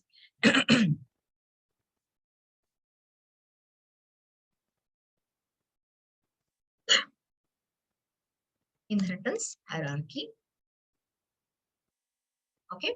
And here you are going from, so when I say climbing down, in the current example, here, this is not done automatically, not done implicitly by the compiler. And you know the reason. The reason being, since every person cannot be a student, it can be of a different type. So here you have to do the explicit casting. So the type of the reference, see this. Here, the type of the reference is P. So tell me, from person, where do you want to climb down to? If you want to call the study method, you want to come to the student. Okay. So here, we have done the typecasting in primitive types. Today, I'm showing you that in reference types. So which is the typecast you want to do? Student. But what is it you want to pull down? P. So I'm putting it in a round brackets to give the correct understanding. So tell me, what is the type of P? Person. But what is the type of this entire highlighted one? As far as compiler is concerned, it is downcasted to a student.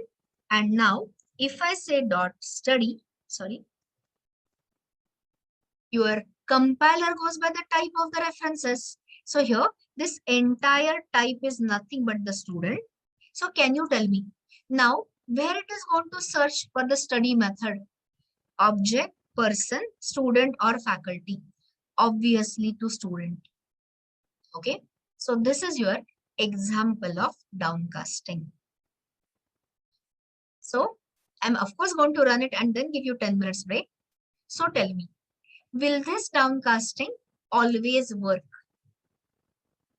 Or it may fail sometime? I'm asking you, will work or will fail? Okay, so tell me when it will work and when it will fail. Because you're right, it might fail sometime. No, Ankit, that's a vague answer. Okay, so let me ask you precisely. Suppose this is my event structure. This is my array structure. Okay, wait a second. Where is my this? Okay, so here, imagine that this is how my event, that participant array is filled. So can you tell me for which iteration? Sorry, not iteration. There's no iteration. There's no loop. So if I give the seat number as 3, will it work or will it fail? Of course it will work. You remember seat numbers are given by 1. So 1, 2, 3. It's a student. So you are actually downcasting a student type of object to student. There is no illegal downcasting. There is no invalid. Student is a student. So compiler we have already satisfied, but JVM will also not raise any exception. But if I suppose give the seat number as 1 or seat number as 2, what will happen? See, who is sitting in the first 2 seats? Faculties. And here you are trying to cast a faculty into a student. So answer me guys, is faculty a student? No. In the real life, yes, faculties have to keep learning. So we are student all our lives. But that is a philosophical part. I'm not talking about philosophically. In our organization, in our inheritance hierarchy, is faculty extending from student? No. You got the meaning. So here, of course, this is beyond the compiler to understand. Poor compiler just goes by the types. So what it checks is P is the type of a person and student is below it. So allows this. So who is going to detect this error? Java compiler or Java runtime? Yes. You're still saying compiler when you are seeing that there are no compiler errors. How can you make such a wrong? How can you answer such a wrong thing? JVM detects it and then it will throw you the name, throw the exception. So I'm just stopping here by showing you the once working, once not working, and we'll discuss the solution after 10 minutes break. But first, let me show you the problem. Think over the break. So suppose I say I got 100. So I've got sufficient capacity. Let's see. I'll be copying this data and storing it in a file. Every time writing it is so boring. What was that? So let's say 2020, last in graduation year, course taken, fees paid, and the marks obtained. Okay, let me add a faculty registration. Okay, A2, B2, the experience, and the SME. So here, so just confirm whether our details are correctly stored. So as you can see, student has got registered and the faculty is also registered. So who is sitting in seat 1? Student. Who is occupying the second seat? Next seat? Faculty. Everyone knows that. So now I'll say option 5. And if I give the seat number as 1, error or no error? I mean, no error, runtime error or no Runtime error? error. Of course, no Runtime runtime error. Student is a student. So you're not doing anything illegal about it. So you got the message. You remember our study method. The first name, that is A1, studying in course Java. You got that. And the moment I do this, if I give the seat number as 2, what is happening is, who is sitting there?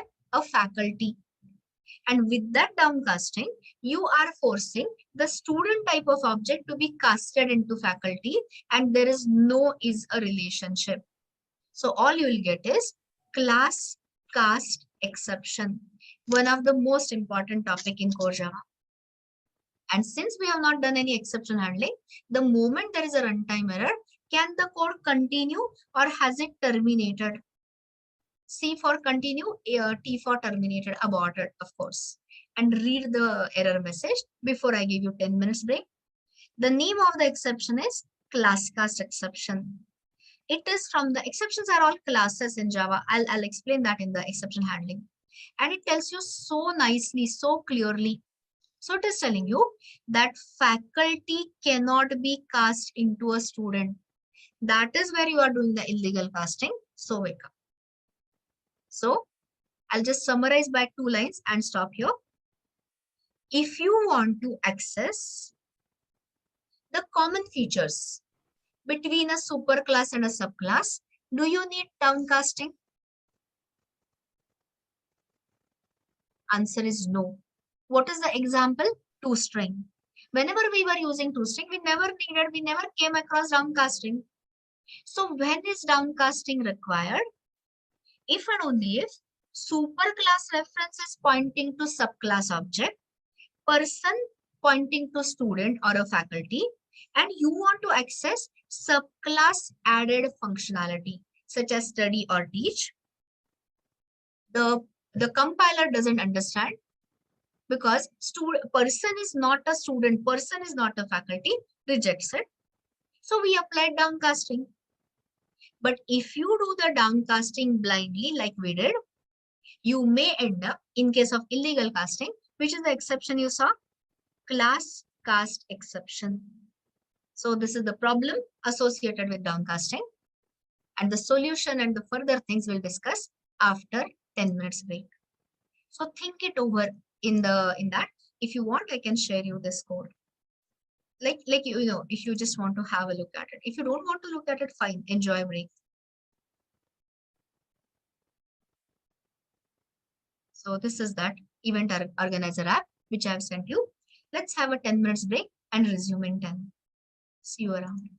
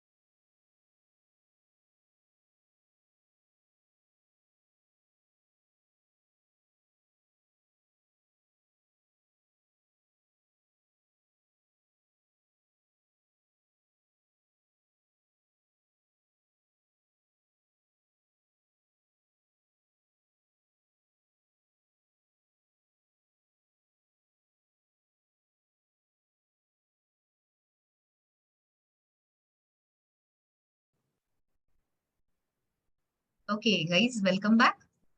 Let us resume from wherever we had left. Okay, so I hope everyone remembers. So let me ask you as a recap and then we will proceed. So I hope you have understood two conversions. One is upcasting, one is downcasting. So can you tell me which one is implicitly done by the compiler? Upcasting, downcasting, both or neither? Upcasting is the correct answer. So give me an example of upcasting, not the one which you have seen. I'll tell you the scenario. Give me a second. Your fruit and mango scenario. So give me one Java line in your fruit scenario to show me the example of upcasting. I hope you are typing. Exactly, absolutely right. Fruit f equal to new mango. Very right. Or I can say fruit f equal to new orange or f equal to new whatever cherry, banana, etc. So all are fruits. Everyone is clear? So that is an example of upcasting. So when you say fruit f equal to new apple or new mango or new banana, will your compiler give the error or will compiler implicitly do the casting? Answer is no error. It will implicitly do the casting. So when you say fruit f equal to new mango, are you climbing up the hierarchy or climbing down the hierarchy? Climbing up the hierarchy. Absolutely correct. So you are going from mango to fruit. And why compiler does the, what is it called? Upcasting implicitly? Because, yes, anyone wants to tell me because mango is a fruit. Well said, Gaurav. So here, compiler 100% knows thanks to that extends keyword. Any mango you pick up, whatever variety, is a fruit. Or likewise, apple is a fruit, orange is a fruit. So thanks to this is a relationship, compiler okays it. And so you require, oh, okay, last question. When you say fruit f equal to new mango, are we talking about direct referencing or indirect referencing? Indirect referencing, absolutely correct. So here my last question. Okay, I'll not make it vague because you'll say that we never understood your question. So here is it. So the question is, okay, I don't want to mess up this sequence. You're going to have a lot of such practice in today's lab session. So do join in time. So the question is, I'll write it for you. So fruit f equal to new mango. And if I say here f dot test. So first question, will there be any compiler error here? Error or no error? Answer is no compiler error. Absolutely right. This was to upcasting, indirect referencing, superclass type of reference pointing to subclass object. So now, can you tell me what will compiler check here? So I'll start the statement for you. It will check for the test method in which class? Compiler, I'm saying compiler.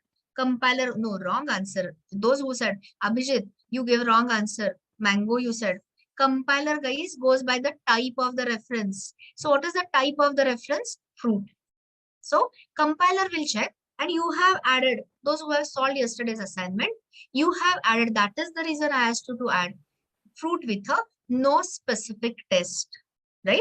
So of course, compiler is okay. But tell me, JVM goes by what? Type of the reference or type of the object? Type of the object. And what is runtime polymorphism? The test method is going to be called 100% clear, but the test method to be called on which object, that is decided at the runtime. So anyone wants to tell me whose test method JVM will call? Of course, mango's test method, and whatever you have written there, sweet or juicy or whatever, that will get printed. Okay, so here you don't require any downcasting because superclass reference is pointing to subclass object. Great. And you are trying to access the common functionality which exists in superclass, All clear? All the statements clear as a part of revision? Okay. Now I'm saying, imagine, suppose, okay, mango is a fruit which can be pulp. There's a mango pulp. So suppose you added a new functionality in Mango class. So what is that functionality? Let's say something simple. Public void pulpit or pulp. You know, all the fruits cannot be pulp. For example, there is no concept of a, what do you say, a banana pulp. I mean, at least I have not heard it. I have not tried it. So here, so mango can be pulp. So now tell me, if I write f dot pulp, tell me what will happen? Compile time error or the runtime error or none of above? You'll People are saying no error. That means you've not understood what a word. Guys, compiler goes by the type of the reference. I said it 10th time already. I'll be saying 90 times more. So here, what will it check? What will compiler check? Compiler will check if the pulp method exists in which class? Yes, in the fruit class. And does it exist in the fruit class? All fruits cannot be pulp. So that's not a common behavior. It is only a mango specific behavior. So 100% you will get Java C error. You got me? See, when you look at it from the different scenario, suddenly understanding increases. You start feeling better, I hope. So 100% Java C error. So is there any way to tell the compiler, don't look into fruit, but instead look into mango? Is there any way? Of course, yes. Yes, parent cannot access the child members. Answer is downcasting. So what should be the downcast here? What should be the cast here? So is it fruit or is it mango? Of course, a mango. Okay. And here, F. So adjust the brackets correctly. Otherwise, again, you'll get it. So now tell me, what is the type of F here? Fruit. That does not change. But when you use this whole, what is the type of the highlighted code? Of course, a mango. And when you say here pulp, now tell me, compiler will search in which class for pulp method? Fruit or a mango? Of course, mango, and it exists. So, great. So, this is where explicit downcasting is essential, is mandatory, is required. You got me? And 100% JVM doesn't have an issue. JVM is smart. When I say JVM is smart, at the runtime, stack, heap, method area, everything is memory allocated and the objects are created, classes are loaded, references are assigned. So JVM has the full clarity. Okay, now allow me to continue. So here if I say f equal to new orange, imagine that you have created the orange as a subclass and you of course are giving some color and weight and price and all that. I don't care about that. So first of all, tell me, compiler error or no error? Quickly. Answer is no error. Okay, because this is a standard example of upcasting. You got me? Every orange, can I say every orange is a fruit? Yes, orange extends a fruit, so compiler doesn't find any problem. And now if I say f dot pulp, tell me, I'm going more than slow over this because I know how critical that concept is. So tell me, compile time error, runtime error, or none of above? Compile time error. You got that? You know the answer because compiler goes by the type of the reference and in the fruit, F type is still what? Fruit. So there's no pulp method. So now tell me, so of course, this is your Java C error. Okay. So now if I do the downcasting here, tell me what will happen. Compile time error, runtime error, or actually it will call the pulp method and it will all work. I'm asking you for this line, what will happen? You saw it, runtime error. Which runtime error, guys? Call pulp Suprava. Orange doesn't have, orange is not a pulpy fruit. Orange is the one where I said orange has. Orange, we will add a method juice because orange juice you can extract. Okay. Pulp is the method specifically defined in mango. So here you are trying to cast a, what is F pointing to orange? You are trying to cast an orange into a mango. So tell me, is it valid casting or is it an invalid casting? Legal or illegal casting? Of course, illegal casting. And what is the name of the exception you'll get is class. I mean, of course, it is all camel case. Class java.lang. class cast exception. And what will that error message be? The error message will be what cannot be cast into what? Tell me what it will tell you. What cannot be cast into what? Orange cannot be cast. Of course, fully qualified name and all that. So orange cannot be casted, cast into what? Into mango. And it is obvious. Can I say a mango is orange? I hope not. It sounds so weird to your ears, right? And this is what is your problem statement where we stop. Are we 100% clear about what I said? Yes or no? Okay. So now, when you see the problem, of course, you have a solution. So there are two solutions Java offers you. One is the easy one. There's a keyword called as instance of. So I'm going to show you that. And towards the end of the core Java, when I take the reflection API, I can show you different ways. So here, now we are looking at the next part, which is a instance of keyword. Okay, since it is such an important keyword, I've got a separate readme on that. So here, compulsory reading exercise of today. You should know why static methods cannot be overridden. I have explained, but there could be some, ambiguity. You should be reading regarding instance of as well as readme, inheritance, and polymorphism.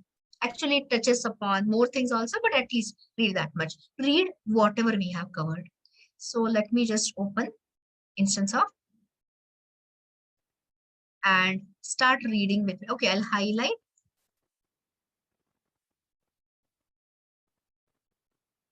And read it. I'll explain it word by word.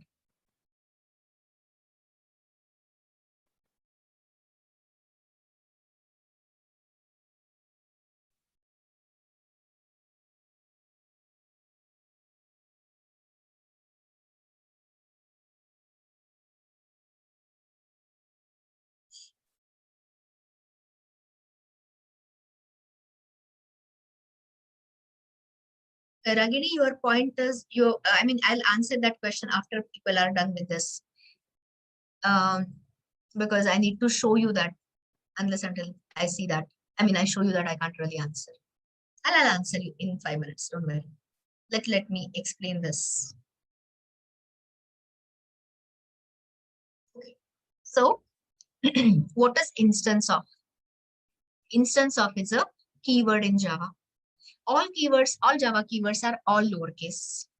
And mainly, what is it used for?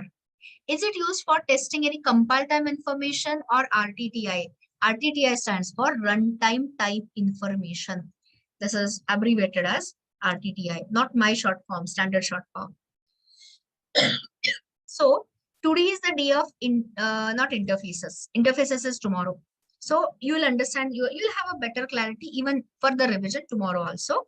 So instance of operator, it's a runtime operator actually, comparison operator. It is used to test whether a particular object is the instance of a specific type or of specific class, or is it a subclass, or is it something called as interfaces implementation class. Interface and implementation class all tomorrow. So read this meaning carefully. And even if you don't understand, I've got 10 different questions or 10 different examples to explain to you. Don't worry. So when you say, first look at the usage. So when you say A instance of B, instance of returns you a Boolean. Boolean as in true or false. So this expression returns true. If the reference A, the left-hand side you supply is the reference. Whether it is pointing to, I've given you all in detail, is it pointing to the class B's instance? Point number 1. So is a relationship. Basically, it is returning, it is checking only is a relationship. Or since subclass is a superclass, so it will check is it a subclass of B. When I say directly, immediate subclass, or indirect means deeper, like grandparent to grandchild. So that is your indirect subclass, or that implementation class tomorrow. See, words do not tell you a lot of meaning, so you'll have to be patient and give me 5 more minutes on that. So this is the summary of all, but that summary will be clear when I ask you these questions. So instance of is also known as comparison operator because it is going to compare the instance for a particular type. And what are the possible return types? True or false. So these are the standard questions or popular questions asked. So if you do any time instance of for null, instance of keyword, instance of operator returns false. It doesn't throw any exception. For the subclass object, if you are checking it from the superclass reference, of course it will return true. But for superclass object accessed via subclass reference, it will return false. Guys, things are not clear unless until you think in example. So this was just a warm-up. Now take a look at this hierarchy.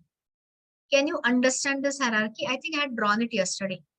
So tell me, which is the supermost class here? Which is the superclass? Object. Extended by employee, extended by manager, extended by sales manager. Simple enough. Another hierarchy, of course, you have object extended by employee. So till employee it is the same. You can visualize. Yesterday I had drawn the tree and employee extended by worker. So tell me openly, are the hierarchies clear? Yes or no? Okay. So now what will be the output? That is what will tell you. Output means only true or false that way. So first look at this. If I say employee equal to new manager, compile time error or no error? Quickly.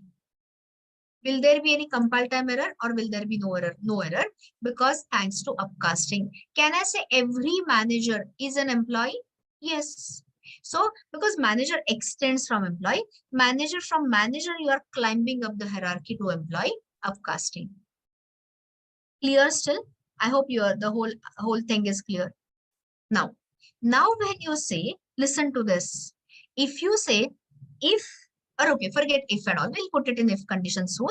What will be the output here? You have only two choices, true or false. Are you understanding the question? So how do you do this? So tell me now, and I'll show you how to do it. Of course, your answer is true is correct answer, but I'm explaining. So what is it you place to the left-hand side of instance of reference? And now you are right-hand side, you are supplying the type. So it is nothing but is a checking, but at runtime. So can anyone tell me, when you see this statement, what is the type of the object you are creating? Which is the type of the object you are creating is manager. So tell me, is manager a manager? Yes. So this returns you true. Totally correct. Okay. So you are checking that this is the manager type of object. Manager is a manager. Fine. Now the next one, E instance of employee, true or false? Answer is true. Somebody said false because can I say what is the type of the object you are having? Manager. And tell me, is manager an employee? Is a relationship at the runtime? Tell me yes or no. Yes. So this is what I have said here. So here subclass object and you are using instance of superclass reference returns true. So this will also be true. Now solve the next one yourself. It's just two options, true or false. Answer is, again somebody is saying, Sumit is saying false. After third iteration, I was surprised a little bit. Here, guys, for Sumit or anyone who is thinking false, what is the actual type of object E is pointing to? Answer, Sumit, and likewise. Answer that. Unless until you answer, how will I know where your confusion is? Manager. And here, you are just trying to access or rather check, is manager an object? Yes. So this will also return true. Because of the simple fact, manager is a manager, manager is an employee, manager is an object, all true. Now solve the next one. True or false? I have covered all possible examples. Of course, now people are realizing, what is it I have got? What type of object? Manager. So is manager a sales manager? No. Sales manager is a manager. So fruit is like how fruit is not an apple or orange, it can be anything. So in the similar manner, employee is not a sales manager. So this will definitely return you false. See this, it's an employee type of reference, but it is actually pointing to what? A manager. And manager is a sales, I mean, E is reference type you are checking, but it checks by the, see this first line I have said, RTTI, runtime type information. The moment I say runtime, you have to go by the type of the object. What else? Okay, tell me the next one. E instance of worker, true or false? Of course, false. And why it is false? Give me that also. Give me the reason. What is not what? Give me the reason. You are right. Yes. So here, worker or other way, say it other way. You have got a manager. So you have to say manager is not a worker. Okay. So of course, false. And here the reason being manager not being a worker. Now, I can't have a duplicate declaration. So suppose I nullify the reference. I say E equal to null. Okay. So of course, this will be marked for garbage collection and all that. That's fine. But after that, if I say if E instance of either employee or manager or sales manager or worker or your object, what will be the output? True or false? How can null be instance of anything? Okay. So this is what is the very important discussion. So guys, I'm again repeating at the cost of boring you. I joined the lab session little late because you need some, understanding time, your own time, personal time. So go over all these things and play with the code. Okay. So this was about your regarding instance of. More questions, if you're still not clear at all, do ask me in the lab session. So now I need to fix it. We need to fix it. So here the important statement I'm saying. Okay, I'll ask you as a question. Will you need instance of checking in? Your choices are upcasting, downcasting, both or neither. Answer is you will require it only before downcasting. Upcasting is 100% going to work because every child subclass is a superclass. You're absolutely right in pointing that out. So tell me, in short, here, let me ask you, will you need any instance of checking in case 4? Answer is absolutely not. Because what is happening here? You can see what is happening here. This is participants index super type reference pointing to subclass object. So you're climbing up the hierarchy, no issues ever. JVM is smart enough to resolve it.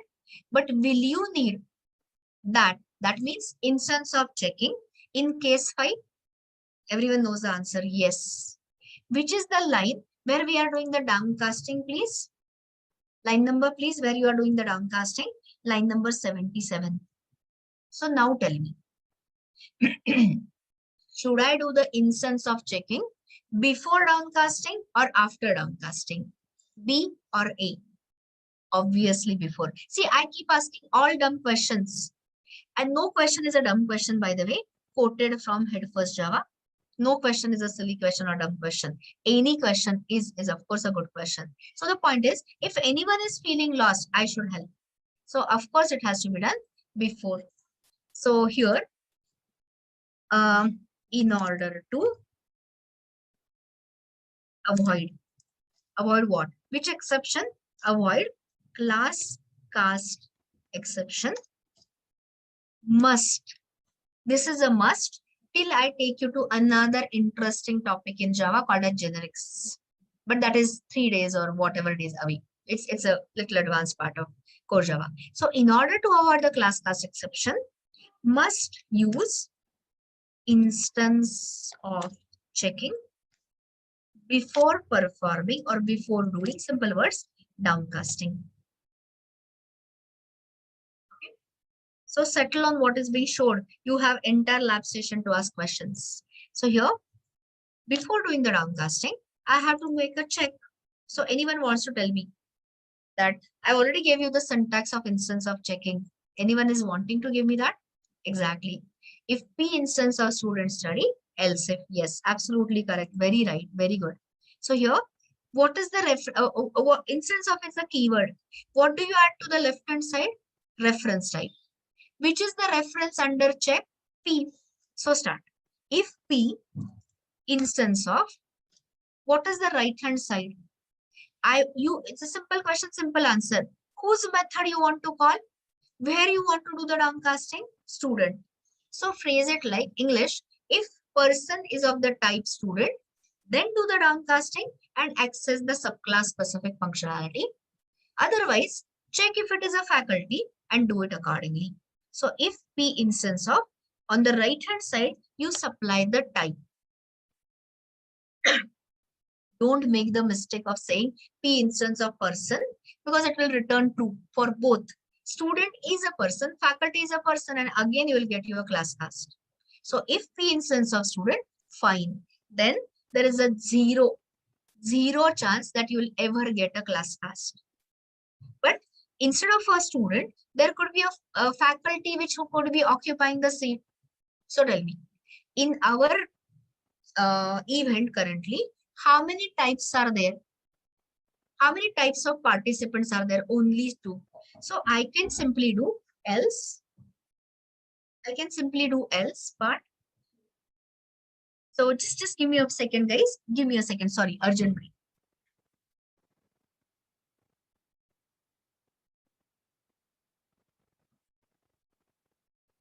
I'm so sorry. So here, you don't have to check for faculty.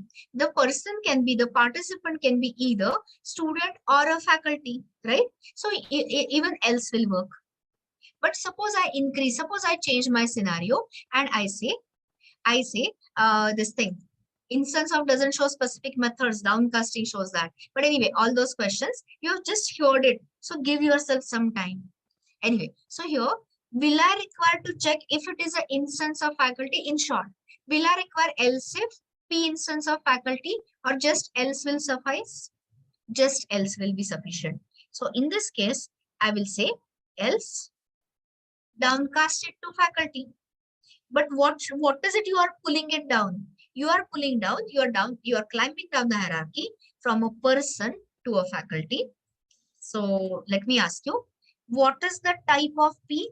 Still a person. You're not changing that. Don't be under wrong notion. But what is the type of this entire highlighted stuff? Is it a person or is it a faculty? Of course, a faculty. Simply say dot. And you will see, you will be able to access the faculty specific method, which is teach.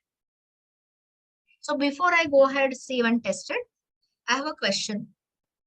Tomorrow, if I bring in student, faculty, and a guest speaker, then in that case, will this else be sufficient or will it have to be replaced by else if? Of course, else if.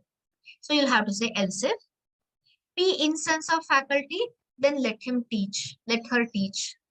Else, if it is not a student, not a faculty, then it has to be a guest speaker.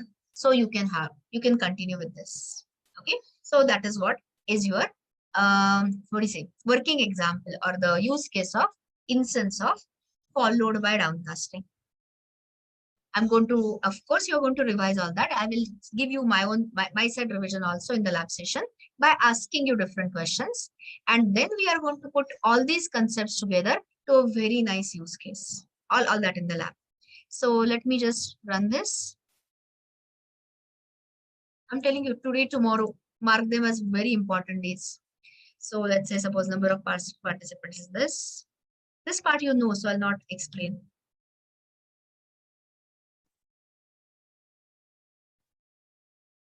It's a 4. And the marks obtained. And suppose I register for a faculty.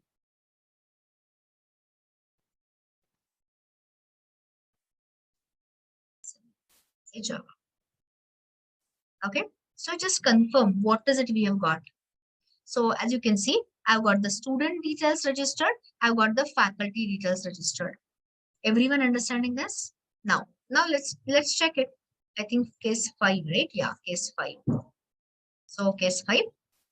And Suppose I choose the, what is it called? Seat number as, let's say 2. Anyone wants to tell me?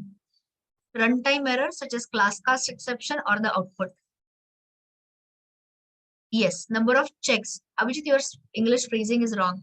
Number of checks will increase if there are number of types, if you keep on adding the types. Answer is no runtime error. And whose details will be printed? Students' detail or the faculty details? Sorry. I mean, not details. I messed it up. Whether the study method will be called or the teach method will be called. The teach method will be called. You remember we are not printing details here. Printing details was a two-string common functionality. So as you can see, A2 is teaching, or it is an expert in whatever technology. So teaching this particular technology.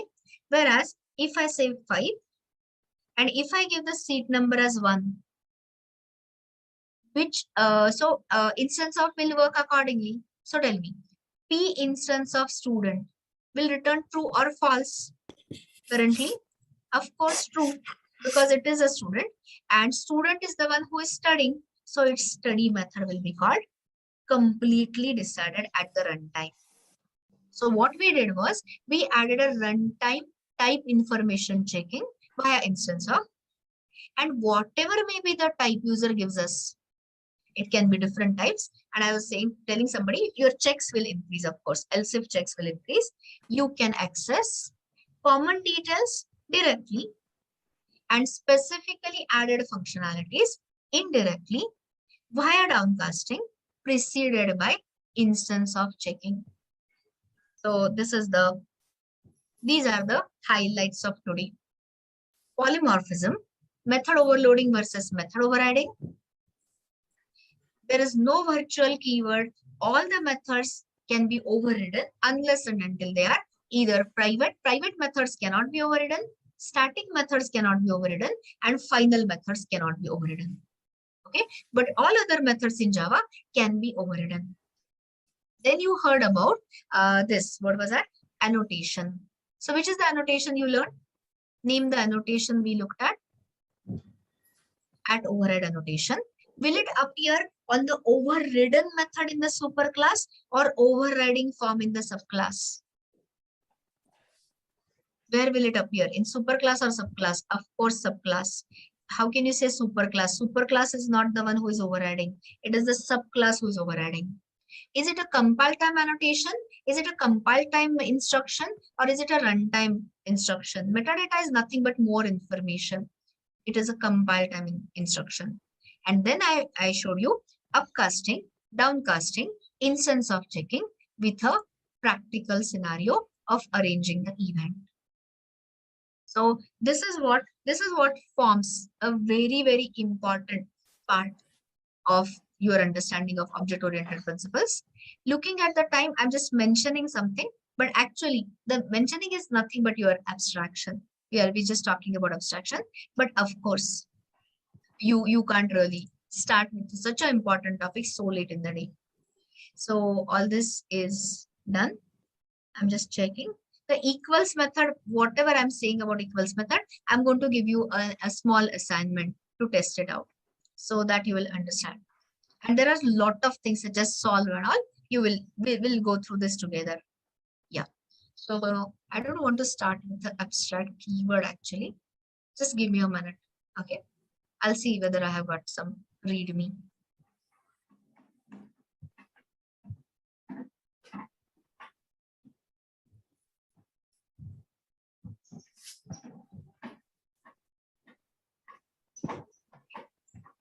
So I'll just pick up this readme and just explain you the concept and we'll stop.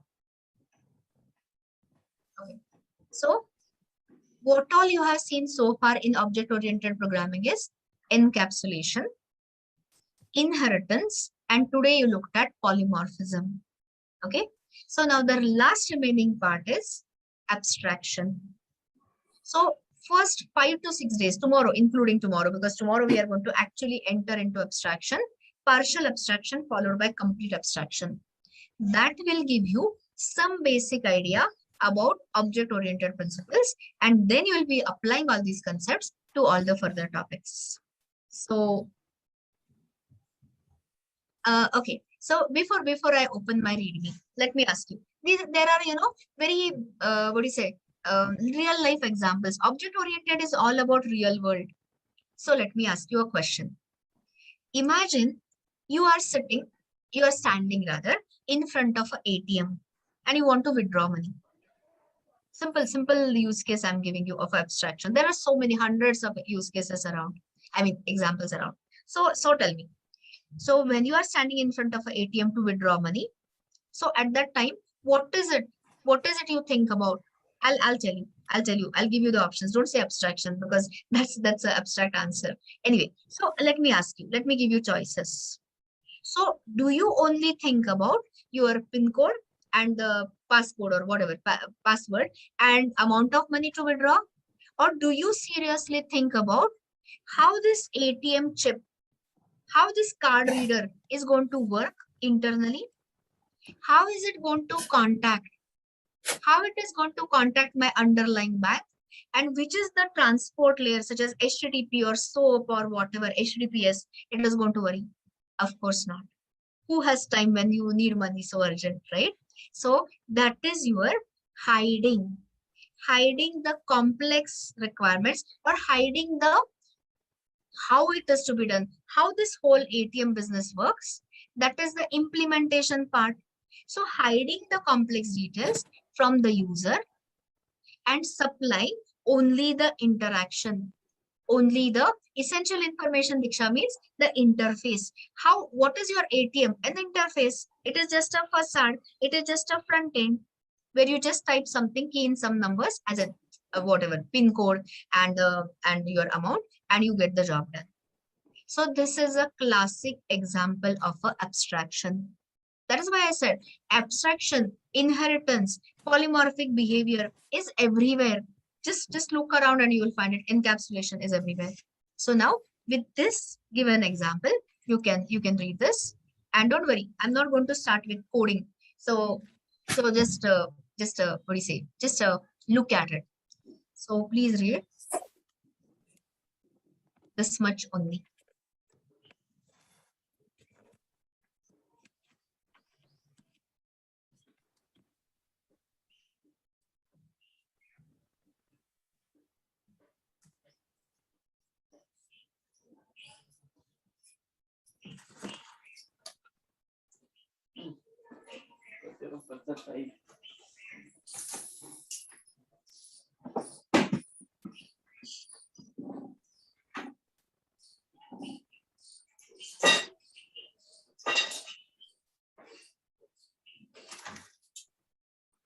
Okay, so let me explain this and we'll stop here. So here, abstraction is the property or it is the important foundation concept in object-oriented practices with which you can only expose the interface, the user interface, or you can say essential details. I like to use W words. So when you are standing in front of an ATM, which of the following is required? What is to be done or how it is to be done? Yes, what or how is exposed is required for the user, what is to be done. And the internal working, which is your implementation details, complex details, that is the whole thing is totally hidden, abstracted. I'll give you an example before I go further. Your JVM is a classic example of an abstraction. You write a .java source such as test.java. You compile it to a test.class file. That's your Java compiler output. And this code, which is platform independent, is no way capable of talking or making your OS calls or running it on a particular native operating system. So what does JVM do? JVM abstracts, JVM hides all the internal OS details as well as hardware details, and it allows us to think in Java. So that is another good example you can quote of for an abstraction to your interviewer. Anyway, since I'm not mentioning it, I'll stick to my example. So hiding the complexities, or to be precise, hiding the implementation details from the end user, your client, can be easily achieved via abstraction. So famous scenario, there is TV, there is a scooter, I mean vehicle and all that, so many scenarios. Just look around. So here, ATM is considered from the end user's point of view, a money rendering machine. Okay, you can either deposit or withdraw, whatever. Rather than, nobody wants to know about the complexities. So real life example, a person walking into the ATM, she just knows how to withdraw or deposit funds, but she doesn't really have to know, client doesn't have to really know how ATM is going to contact the underlying bank, how that card reading and security, whether you are the person, PIN and all, how it is going to be validated, none of our concern. So that is what is nothing but abstraction. And now coming to Java, what are the two ways by which you are going to achieve abstraction? So first I'm going to show you tomorrow abstract classes. So that is where you will apply the abstraction, but you will see that is where you will just achieve the partial abstraction. What is partial, what is complete, you will know tomorrow. And then what? Then the next relevant topic is the interfaces. And you will see that you can achieve 100% abstraction, complete separation between what is to be done, which is method declaration or specification, versus how it is to be done, which is implementation, can be nicely separated using something called as interfaces and implementation classes. So whenever I start discussing things tomorrow, of course, your compulsory reading is at least go through these first basic lines, and then I'm continuing the keywords. So if you have energy, time, will, and all that, you can continue reading. When I meet you in the lab session, I'll tell you, I'm going to give you in writing, this much of reading is compulsory. But if anyone wants to read extra, please go ahead. And I have talked about, there is an abstract keyword and I'll start discussing abstract methods tomorrow. Then I'll talk about something called as abstract classes. And then finally we'll reach at complete abstraction in form of interfaces. But I don't want to mix up two concepts. Today, happily, understand, enjoy, digest your polymorphism. See understand upcasting, downcasting, of course, with assignments, with examples and all that. And tomorrow we'll enter abstraction.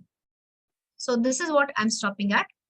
Is anyone having any immediate questions, urgent questions, or any detailed questions? Of course, I join you in the lab. You can ask me there.